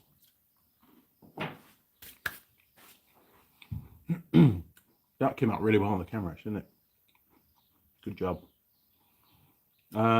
Drew, I remember Mini Metro. Nice machine. My dad bought it, failed MOT on the brakes. Previous owner filled the drums with oil. What? To silence the squealing metal on metal. That's just... That's nearly as bad as people with mountain bikes. When the brakes start to squeak, they put CRC on the disc and then wonder why there's no brakes anymore. Come across that so many times. And they deliberately spray the disc with CRC to stop them squeaking.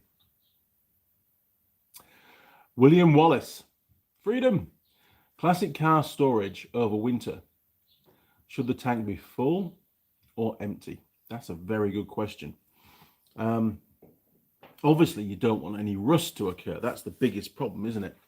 So should you fill the tank full of fuel? Well, if you do, that fuel's probably going to go off, but you could probably sacrifice that in the case of trying to save the tank. I'd be tempted to keep it full of fuel, but first drain it to make sure there's no water in the bottom of the tank, because that's going to kill it. So it needs to be only fuel in the tank. That's the thing. Or, if you're going to drain it, you could drain it and then just blow it out with an airline. But I suppose, a lot of fuel tanks are bare metal on the inside, and, a damp, moist atmosphere, it's gonna rust regardless. So I think fuel in the tank is the best option, personally.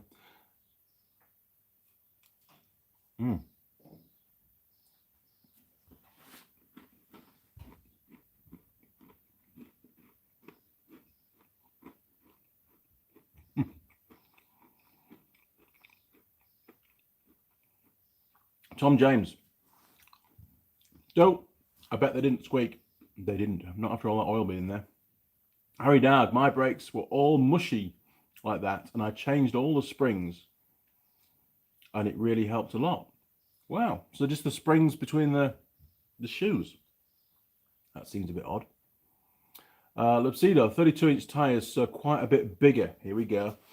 I've heard about using the brake booster of an 80 series, which is significantly more powerful. I would suggest you go down that route, to be honest. Yeah, I think you're answering your own question here. I think your bigger tires, because they're going to be heavier as well. There's all that sort of centrifugal force going on, that inertia that's in the tires. obviously, and you've got the additional leverage as well to consider. So yeah, go for a bigger booster. That's what I would do. Jim Haynes. The Toyota-struck Lexus Land Cruisers here in the US have been four-wheel disc for a while, and the electronically controlled master cylinder that's about $4,000. So we buy used for customers. I've seen that. We have when those new, like, is it the FJ series? I can't know, but it's quite a new Land Cruiser. It came out probably 5 or 6 years ago here in New Zealand. And the ABS module was part of the master cylinder. He popped the bonnet up and I was like, holy shit, that's going to be really expensive to replace when it because all it needs is the seals and the master cylinder to fail, and you end up buying a whole new module, which is a master cylinder and the ABS module all in one. I was quite surprised to see it, to be honest. Very, very expensive. Not ideal for an off-roader, to be fair. You want things to be easy to replace and not expensive, and that was completely the opposite. They've proved not to be very popular over here, I must admit. Jim Haynes, full of fuel with stabilizer. There you go. DenBR, do not try cookie time in the microwave for 20 seconds. For 20 seconds, you will become an addict. Yeah, it's going to melt that chocolate, isn't it? Simon Roll, William Wallace, look at winter fuel stabilizer. Jim K, full tank of fuel, then pump it out and put fresh in when you're ready. Burn the old fuel in the daily driver. See? Perfect. Yeah, you really don't want an empty tank because it's going to rust. We just know it is, and that's not what you want.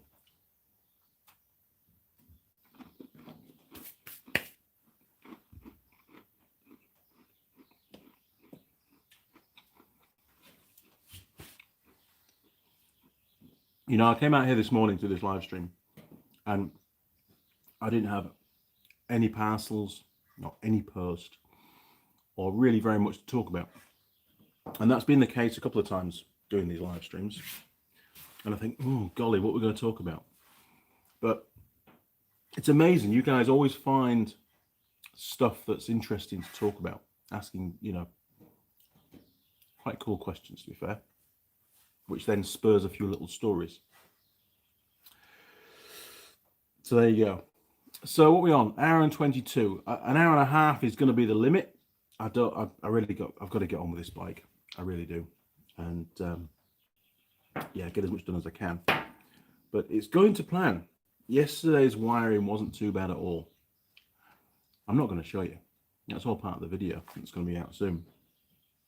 But it was a long filming session, I must admit. And the video is probably going to be, it's going to be almost 2 hours long, I think.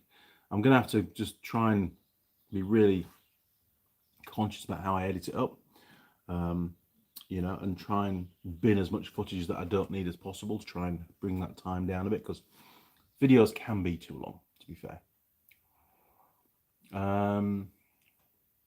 Where are we?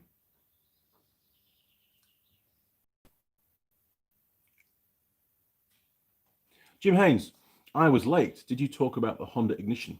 Oh, only the fact that I've done the wiring. I've replaced, I haven't replaced all of the wiring on the original primary circuit. And the reason for that is because that wiring now is only running the other systems on the bike, lights, that kind of stuff, and triggering the relay, which is now just there, look, the new relay. So it's not carrying anywhere near as much load as it was before anyway. But I did replace the longest section. I've still got to replace the yellow and the blue wires that run down from the coils to currently where the points are, because they're in pretty bad nick. And I found another pair of connectors behind the oil tank which are in really bad condition. I might even delete those. I don't know yet. We'll wait and see. But I must admit, I'm very pleased with that new bullet type connector kit that I got. I got that specifically for this job. I've got a lot more connectors to replace on it. Simon, if you can help, I need to get my hands on the multi point connectors, where you can put 2 or 3 together rather than just the individuals that I've got at the moment. So if you know where I can get those from, that'll be really helpful, and I can get those on order. I might have to come up with a different plan for this particular bike. Maybe a joint in the loom, and then just maybe 3 or 4 fly leads off it that I can just put individual connectors on, just to get through this particular project in a reasonable time. But for future, it'd be good to have those in the arsenal. So Jim, that's pretty much all we talked about, as regards the bike. The video is, I did the video yesterday, put it all to camera, did the work, and it's about half edited up at the moment. Try and get the rest of it done tonight. So it should hit the channel within the next 24 hours. I'm not expecting a huge audience for that particular video. It's quite, quite in depth and, I wouldn't say boring, but I just try and take you on a journey and doing the whole job, as opposed to, bought some new wire and a relay and, oh, it's all done, isn't it? That's not the kind of videos that I do. There's plenty of other people who do those kind of videos, and that's not me.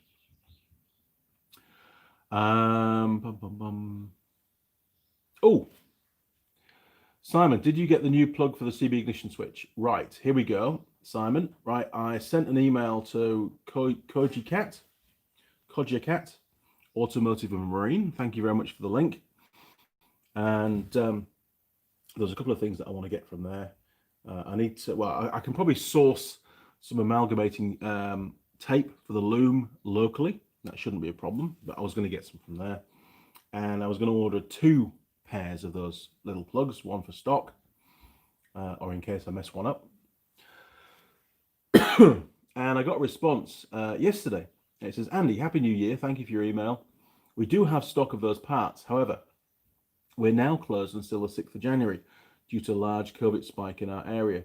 We are going to wait to see what local governments say, but I suspect we have to stay closed until mid-January at the earliest. But my gut feeling, given the rate of infection in Scotland, it may be well into February.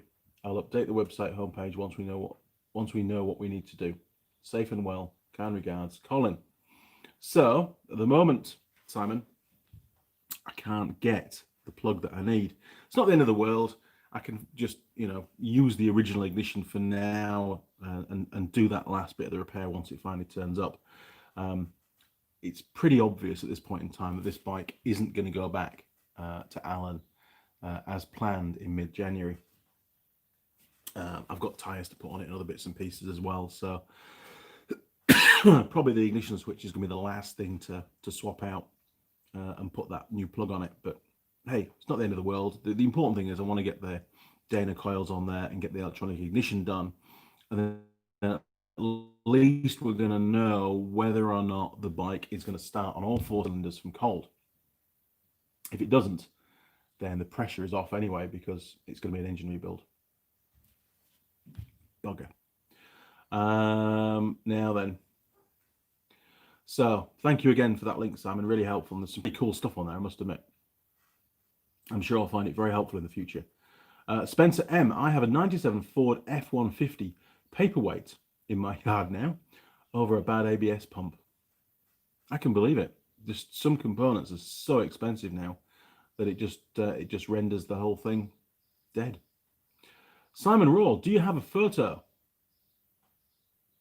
of what? What do you want a photo of, Simon? Connor K, I worked on a vessel which had a rescue boat on deck. During winter or shipyard layup, we filled the fuel tank and added stabilizers to prevent separation and varnishing. Always had easy startup later.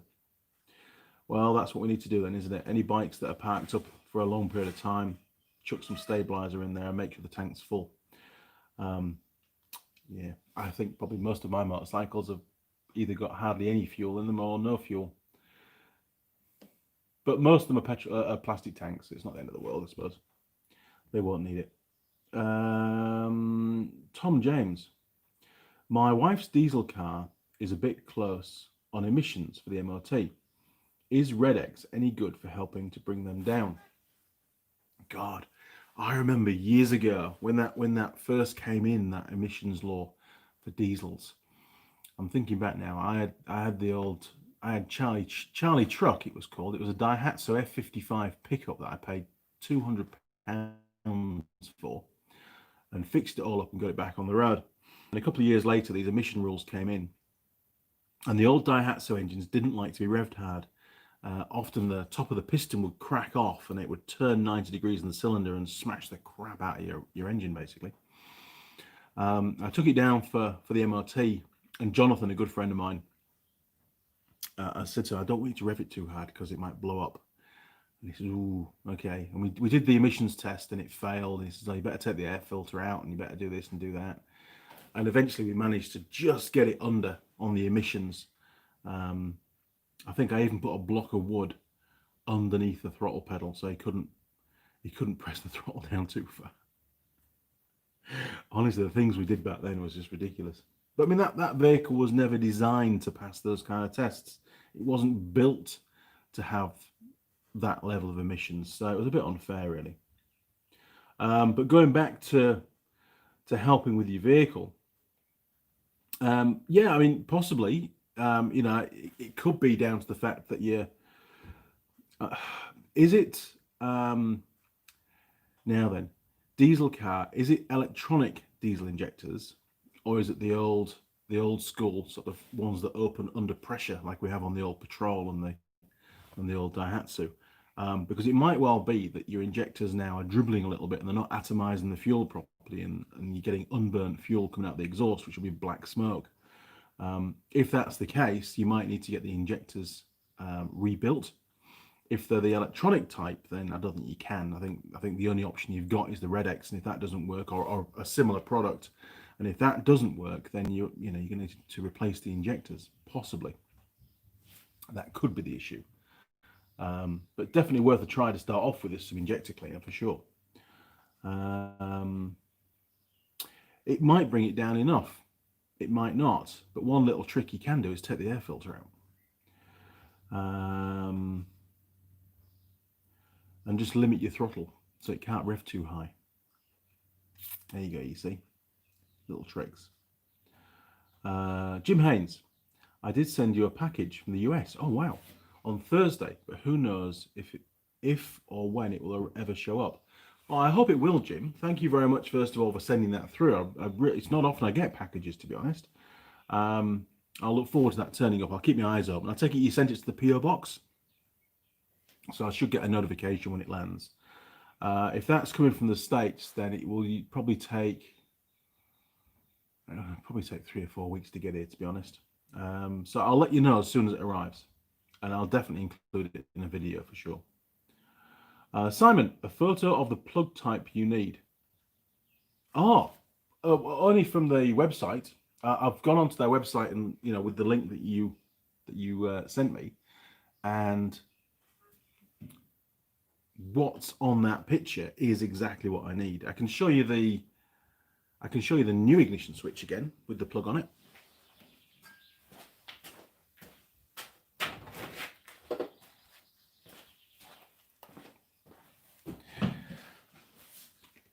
I can always email you a picture of this.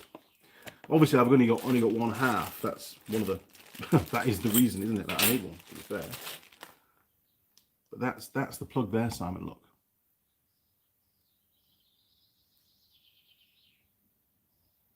It's got a little notch in it. I think, yeah, that's all it's got. It's got a little notch just there, and it's a 7-pin. But only 4 of the pins are actually in use. Look, because there's only 4 wires. So yeah, I need the other half of that minimum. But ideally, I've just got to get 2 pairs, and then I've got got a few spares as well. Then I always tend to over order stuff, and then it just sits for years and years and years in a drawer somewhere, and then I go, oh, I could just use that. That'd be perfect for that particular job. Yeah, good stuff. So if you need a picture or a few pictures of that particular plug sending, Simon, then I'll send it over to you. Simon, Tom James, a good oil change and additives can do wonders. Okay, give that a try. Brendan Lee Grant Mills, we use some stuff called Drive Clean. It's good stuff. Tom James, thanks, Simon and Andy. I'll try both. No problem, Tom. Simon Roll, lol. No, you asked for a 3-way type for the looms. Oh, sorry, mate. No, but I can show you. Hang on. Let's just take you off the stand. Right. Turning you around. 3, 2, 1. Okay. Just going to head over to the bike. So, what I'm on about, there's one, look. So basically you've got one, that wire there is crimped into the connector, and then you can have 3 bullet connectors going in. 1, 2, 3. So really I need to get some of those. That's what I need, Simon. If you can get them. Can I get any closer? Is it going to focus? I don't know. Is it going to focus? No, it's not going to focus. There you go. Okay, so does that help? So I really need to get some of those. And there's another one there, look, actually. Green is earth, green is earth. Yeah, look, there's another one. So that one's basically a 3-way, because it's got 1 wire crimped to it, and then it just splits into 2 on that one. So some 3s and some 4s will do just fine. Yeah, look, a little tour of the workshop. Can't beat a good tour of the workshop, can you? It's very empty, very quiet actually. Nobody's cutting the lawns today. Good job. God, there's stuff everywhere, isn't there? Crazy. Right, turning you around. There we go. Jeez, I thought it disappeared for a second then. Right, I'm just going to plug you back in again. Not that it's going to go flat, but just peace of mind. Sorry for the confusion, Simon.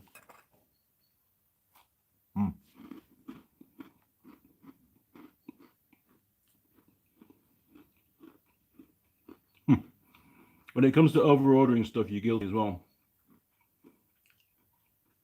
Well, if you're going to pay the postage, you might as well load up the parcel. That's what I say. And sometimes it's postage free if it's over a certain amount. So you go, oh, I'll just buy a few more bits and I'll get over that. Simon, could you do the 2 type?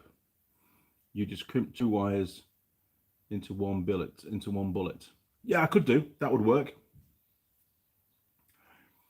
Drew, Scotch lock do IDC type connectors for that kind of thing, but I would rather have crimps. Yeah, me too. I've got lots of other different types of connectors kicking around, which would certainly do the job, but I want to keep the bike looking as original as possible. And most of those connectors that you saw inside the headlight cluster and all the ones for the tail lights all need to be replaced because they're all very badly corroded. So I'm going to, whether it's today or tomorrow or whenever, I don't know. It won't be done to camera, but I need to work through the whole bike and just replace pretty much all the connectors on it because they're just in a bad state. Brendan Lee Grant Mills. Got to send you a pic. Tell me if this is it. Got to send you a pic. Tell me if this is it. Hang on. Go back to my inbox. Oh, there we go. Look. Wow. Modern technology. Oh, that looks exactly what we're after, Brendan. Good job. I'll also need the plastic sheath to go with it as well to insulate it. But that does look very much like it. In fact, let's put it on the camera so everybody can see. There you go, look. Does that look about right, Simon? I think it does, doesn't it? Looks about right to me.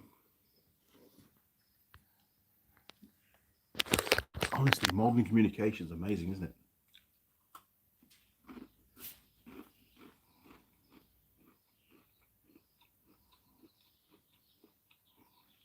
Oh, Connor, thank you very much for that information.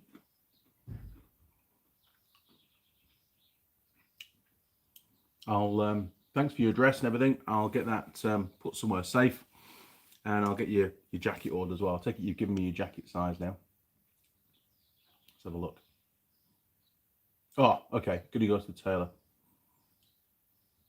Yeah. I just want to make sure it's going to fit you properly because, you know, it's quite a big job getting one made up.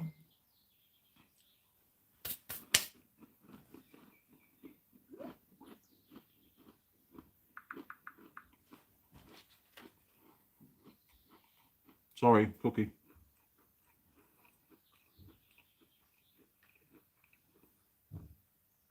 Ah, so Koji can't do it as well, Simon.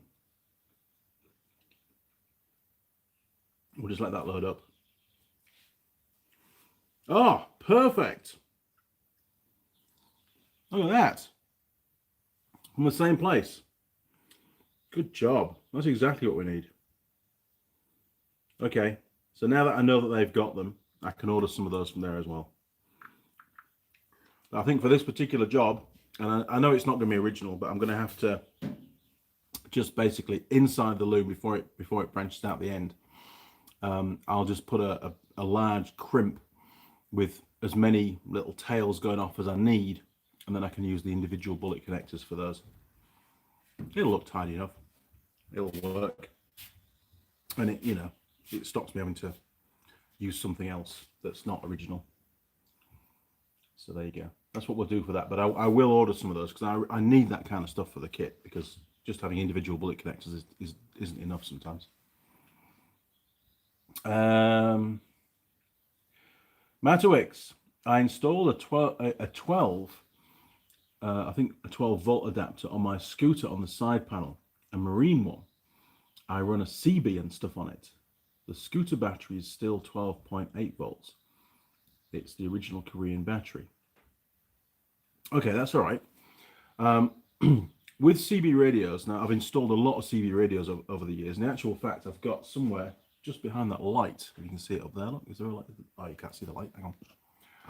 Just behind the light is a little white, oh, wrong way, little white box. I can't steer my arm at the moment. Up there, which is an SWR meter. Pretty cool. It's got the two little needles that cross, which I've not actually used here in New Zealand yet. But your CB radio, to get minimum interference, it should be wired directly to your battery. That's what I was always told. Okay. Simon, you have an inbox. Brendan sent it. Sent it. Simon, I know I plug Cody Cats, but they are my go-to place. I think it's brilliant, actually. I was really chuffed when I had a little look around their site. I didn't look at everything because Mrs. Mechanic wanted to watch a movie. In fact, we were watching some more of That Long Way Up. We've just got to the point now. Don't give me any spoilers, but we've just got to the point now where Ewan's bike has broken down. And just before that, the people that make the two pickup trucks, the electric pickup trucks, had sent down a piece of kit where they can now charge the bikes from the pickup batteries, which I thought was a really good idea. Seems a bit odd that Harley didn't come up with that idea, but anyway, at least they've got that more ability for charging now in case they get stuck in the middle of nowhere. But of course, it does rely on the fact that the trucks are charged up. I do get the impression watching that series, they had a lot more charging problems than they actually put to camera or included in the videos, in the episodes. Every now and again, you get a glimpse of a gigantic generator on the back of a truck somewhere close to where they're parked up. So I think there was a lot more charging going on than we actually we got to find out. Now then, Brendan, we'll send you a link. Okay, thanks, Brendan. John Nuttall, did you read the email RE split pin in the fixed brake? Yes, number 90 in the diagram, if I recall. Yes, I think you were on about mentioning about an R-clip. But I think the way the casting is, an R-clip won't actually work unless they made a longer pin and it's stuck out the other side and you put the R-clip, crossways. I think that's probably why they've gone for the split pin. But I do agree, the split pin does look a bit messy, to be honest. William Wallace, why doesn't cathodic protection work on plastic cars to prevent rust, but works on oil pipelines? Don't know. Is it because the oil pipelines are grounded, whereas opposed on a car, because it runs on tires, it's insulated from the ground? Has that got anything to do with it? I can't really comment. Maybe Simon's got any ideas, or Connor. And there comes the rain. What are we on now? Oh, hour and 45. We're way over time, chaps. Drew Dasley, CB normally wants 30.8 volts, i.e. when the engine is running wide direct to the battery. Is CB still a thing? Of course CB radio is still a thing. Come in, good buddy.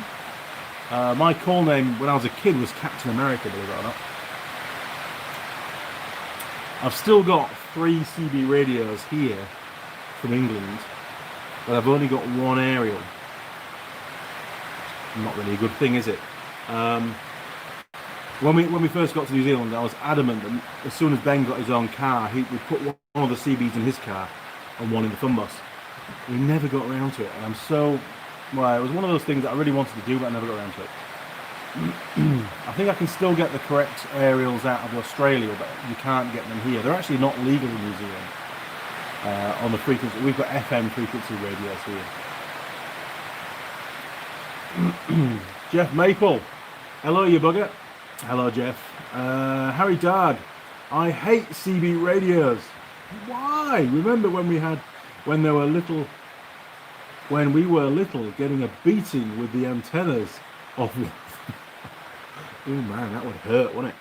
I must admit, we used to have CB radios on all of our quad bikes, and I was on Rudland Rig on the North Yorkshire moors at the northern end, and I was on a Warrior 350, my go-to bike at the time, and I just fitted a new aerial. It was a new type of aerial that we got, and it was like a wire spring at the bottom, quite an open coil wire spring at the bottom, and a stainless steel antenna. And it was only about 3 foot long, maybe 2.5, 3 foot long. And I was going back up the track, and it was really, really quite bumpy. And this aerial was flapping around, and I didn't realise. And I looked back to see how the group was doing, and the end of the aerial, flicked right past my eyeball. Honestly, if it had been another millimetre closer, it would have sliced my eye open. Man, I was really lucky that day. I think it actually put a cut somewhere on my face. I remember there being a bit of blood, but it didn't actually affect my eye, and I was incredibly fortunate. And you know what? I got pulled up, and I took that bloody aerial off, and I threw it away because that was just so dangerous, and I just never thought it was going to be a problem. Oh, geez. What's going on again now? I've got onto CB radios. Matawix. It's a 5-watt handheld one. I charge it in a cradle that has a cigarette charger plug. Okay, I keep it under the seat on the scooter. I use the PRS repeaters. I reached 10s once. Wow. Well, if you're only charging it and then you're unplugging it to use it, then there won't be any interference because it's not connected to the charging system whilst you're using it. So you can completely ignore what I said. I did actually, when we had the off-road centre, like I say, all of our vehicles had CB radios. We had so many CB radios, it was unbelievable. We're buying like 10, 15 a month just to keep them all going. And down at the cabin, we had a big amp. I think it was a 200-watt amp. And on a Sunday morning, we would often hear a church come on from Bradford, I think it was. And then we managed... Every now and again in the summertime, we were able to get a guy in Germany and have a conversation with a guy in Germany. Unbelievable. It was so cool. Matawix, yes, UHF CB is still a thing there. 6 repeaters I can use. Yeah, you're on UHF. I was on FM CB radios, the old school. And then the original ones were AM, weren't they? And then they were outlawed because they used to interfere with all the ambulance radios and police radios and stuff. John Nuttall, no, it holds the pad in place. Okay, on the non-piston side. Sorry, I got confused. My apologies there, John.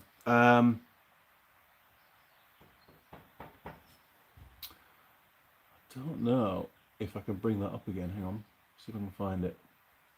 CB750.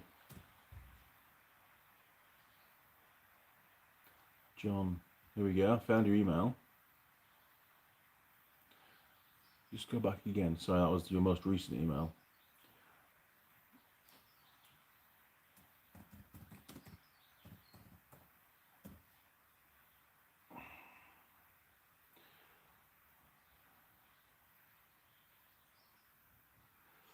Bear with me. Not that one. Did you send me the diagram? Yes. There we are. It would make sense to have a little R-clip or something on there, wouldn't it? Because it does drop out if it's not on the disc, but it can't go anywhere otherwise. Hang on.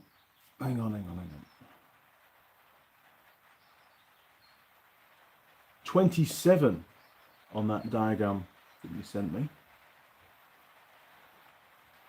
Oh yeah.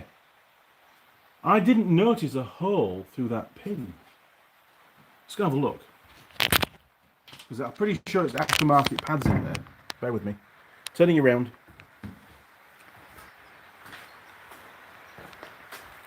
I wonder if we can see it. Let me get the torch. Hang on. Where's Torchy?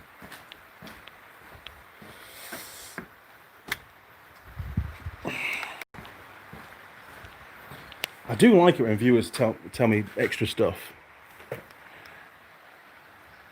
No, there is no hole. Yeah, look.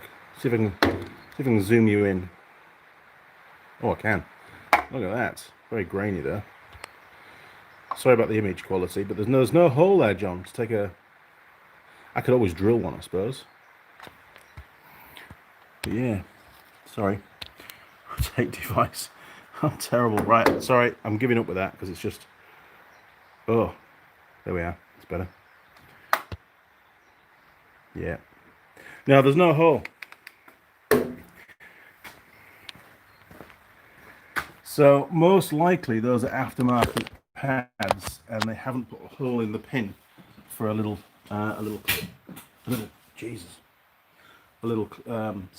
split pin. On the original pads, on the drawing that you've got here, it does. So you are correct. Strange, isn't it? What goes on? Right. Time for a cigarette.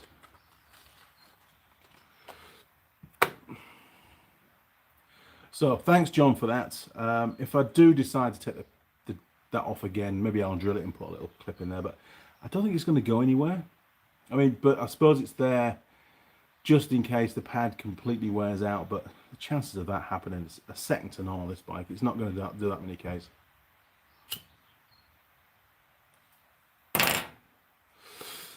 Matowix, I bet the rain is coming up to Auckland. Probably. I don't mind a bit of rain, actually. Cool the place down a bit. Simon, CB Radio. Iceman calling. This is the Bandit. Was it Snow? Oh, it was Snow. Was it Snowman? Smokey and the Bandit, wasn't it? I think his call name was Snowman, wasn't it? In the truck. We watched the first Smokey and the Bandit movie about 3 months ago. Man, it brought back so many memories. You know, you don't get movies like that anymore, do you? I like those movies. Right.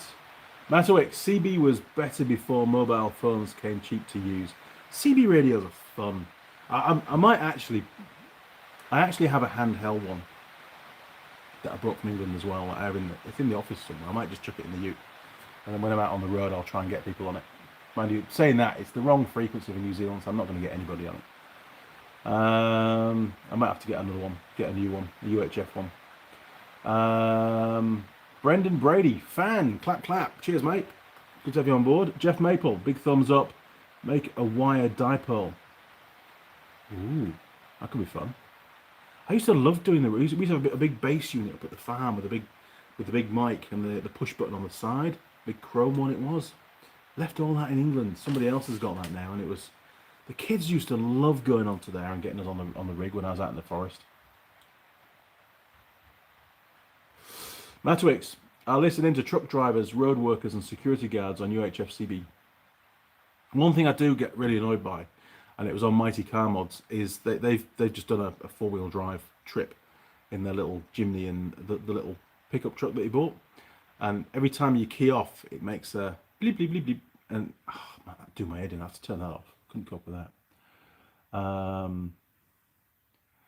When we were shunting, all these memories keep coming back. When we were shunting all the four-wheel drives down to the car park in the morning, and Auntie Millie good friend of mine. She used to work for us every weekend. She was absolutely faultless. She did a great job.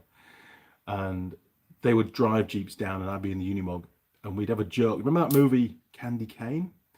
I can't remember the phrase now, but we used to I used to say that it was from like a horror movie or something, and I used to say the same thing as the truck driver used to do on going down, and used to freak her out every morning. It was so much fun. Candy cane, it's good fun. John Maple still got a Major from the 80s. Yeah, I left all I used to have Cobra rigs, the ones that I used to have in my trucks, and they were mint. Jeff Maple, ouch. Drew Dastardly, PMR 446. Handy's easier than CB. It's also legal in the UK for car-to-car comms without the mobile phone laws. You can use CB radios as well, without I think without bridging phone regulations. We still have CB radios here in the US.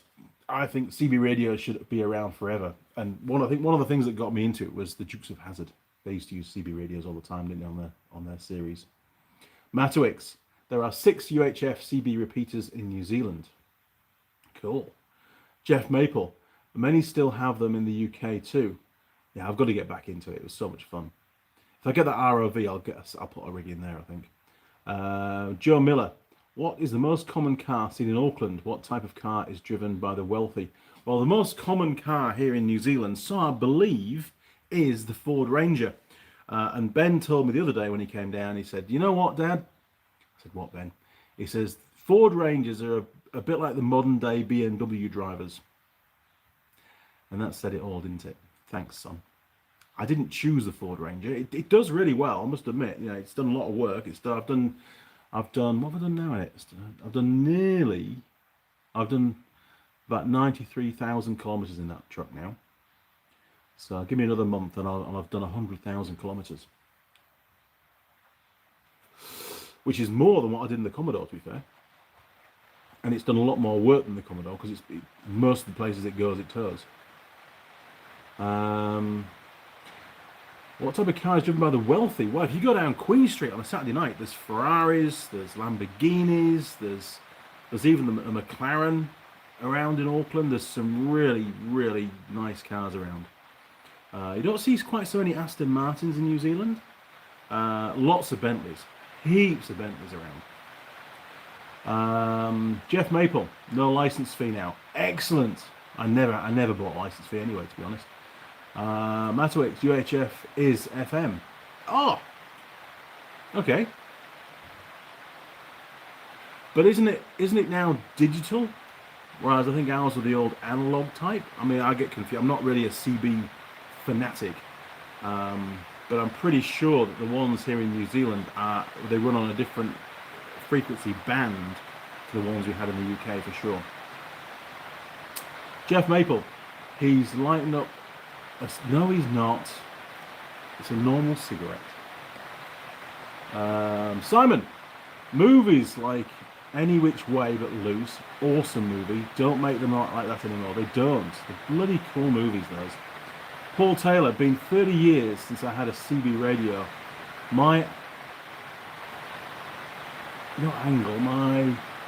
Your handle was tufty. Jeff Maple, used to sit in my car on a hill in the UK, talk to truckers in the USA, and contact Australia occasionally when the skip was in. Yeah, that's right. It was the skip, wasn't it? Off the atmosphere, stratosphere, somewhere. It used to skip across if the conditions were just right. It was really cool. Paul Taylor, also just seen on the Facebook CX group, there was CX500 for $2,450 New Zealand dollars, a bike I had in the 90s. I had 2 of those on my hire fleet. One of them belonged to Rob Tribe, a good friend of mine. Well, Simon was my friend, but I also got on with Rob really well too. He sold me his bike and it went on the fleet, and I bought another one. And I do remember changing the crank in one of them. I had to get it re-sprayed and new shells and stuff put in. Matowix, it's analog, but the police are digital in Auckland. Yes, okay. I need to get back into that. I'll have to get one of the rigs fired up with the one aerial that we've got and see if I can hear anybody on it. Jim Haynes, Cotter's place is down the street from a racetrack. We race at its Dukes of Hazzard museum and gift shop owned by the original Cotter for the show.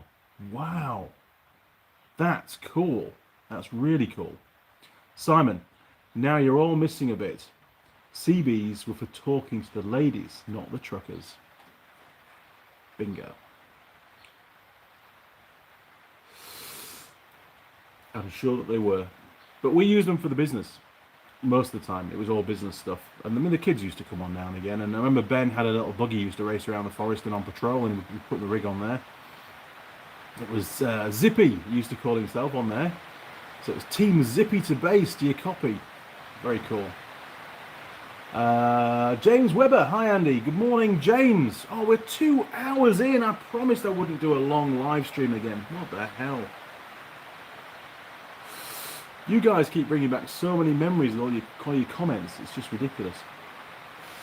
Matterwicks, a UHF 5-watt car CB is only about $150 from Super Cheap Auto or Repco.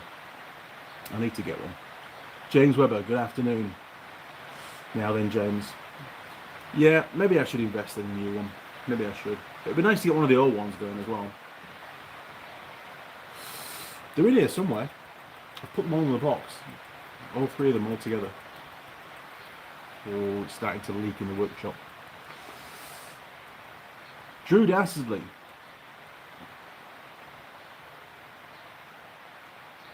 Oh, I'm not putting that out on the live stream.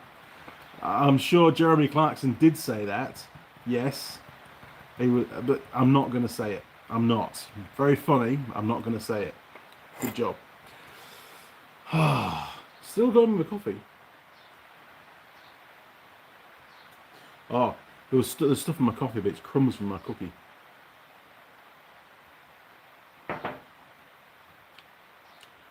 Jim Haynes, maybe it's Cooter, I think. Yeah, Cooter's garage. Not, yeah, okay, Cooter, yeah. Cooter had the garage. He was the mechanic, wasn't he, I think, with the breakdown truck. I remember that. I used to like when they used to drive the General Lee around that tree, you know, in the opening sequence. And they're always like, you know, going round and round. Very cool. And I think in the newer movie, they did that on the roundabout. And he said, oh, what's the purpose of this round thing? Because he hadn't done roundabouts because he's from the sticks. Very cool. Anyway, crew, we digress as always. Yes, Cooter was the mechanic. I'm sure he was. He used to have all those racks of gearboxes and stuff in the workshop, didn't he? Okay. I think we're about there, aren't we, really? It's been a really great time talking to you all again this morning. I've had lots and lots of fun.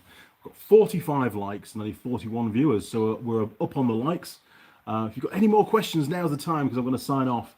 Oh, Matterwicks, what happened about the Honda's low compression cylinder in the end? Well, cylinder number 2 is slightly down compared to the rest of them. Nothing has happened yet.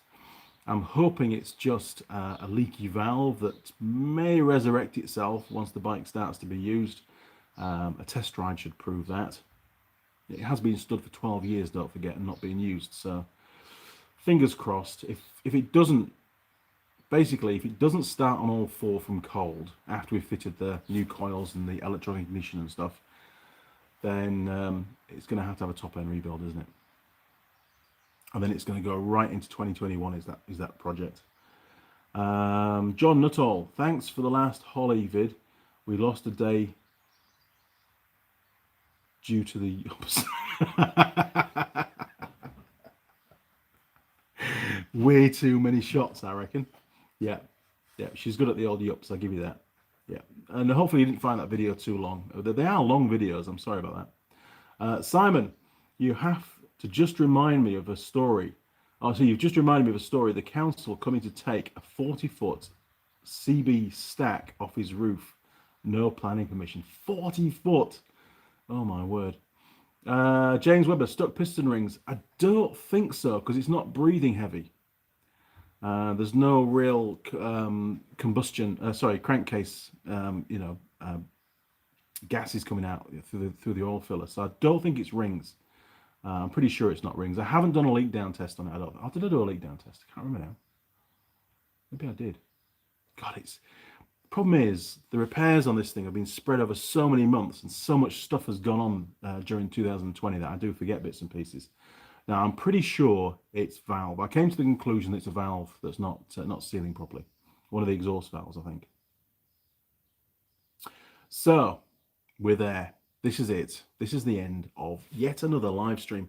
And I was thinking actually this morning that we won't be far off from doing live streams every Sunday for a whole year. So we'll have to have a little celebration when that happens. I'll have to look back when the first Sunday morning live stream went out. It was obviously during the first lockdown. That's what made me, give it a go, really. And I'm very, very pleased that I did. Yes, leak down is a great test if you've got a compressor. I definitely have a compressor. You can hear it fire up every now and again. I will possibly do a leak down test further down the line. I think I've already done one, but we'll see. We'll see what happens once we get this ignition stuff sorted out. Jeff Maple, got to leave it anyhow, Andy, mate. You take care and Happy New Year to all present. Bye. See you, Jeff. Thank you very much for your input today. Tom James, nice stream. See you later. Cheers, James. Simon Roll, have a good week. You too, Simon. And again, thank you very much for all your help with this project and the other projects. And I'll let you know when that parcel turns up. Okay, crew. Thanks again for joining. It's been fun as always. I will see you. Well, I'll see you next Sunday, 8:30 a.m. sharp. I'll try not to be late, and I'll hopefully have a pie then. See you around, crew. Cheers. Oh, and Happy New Year. See you around. Over and out.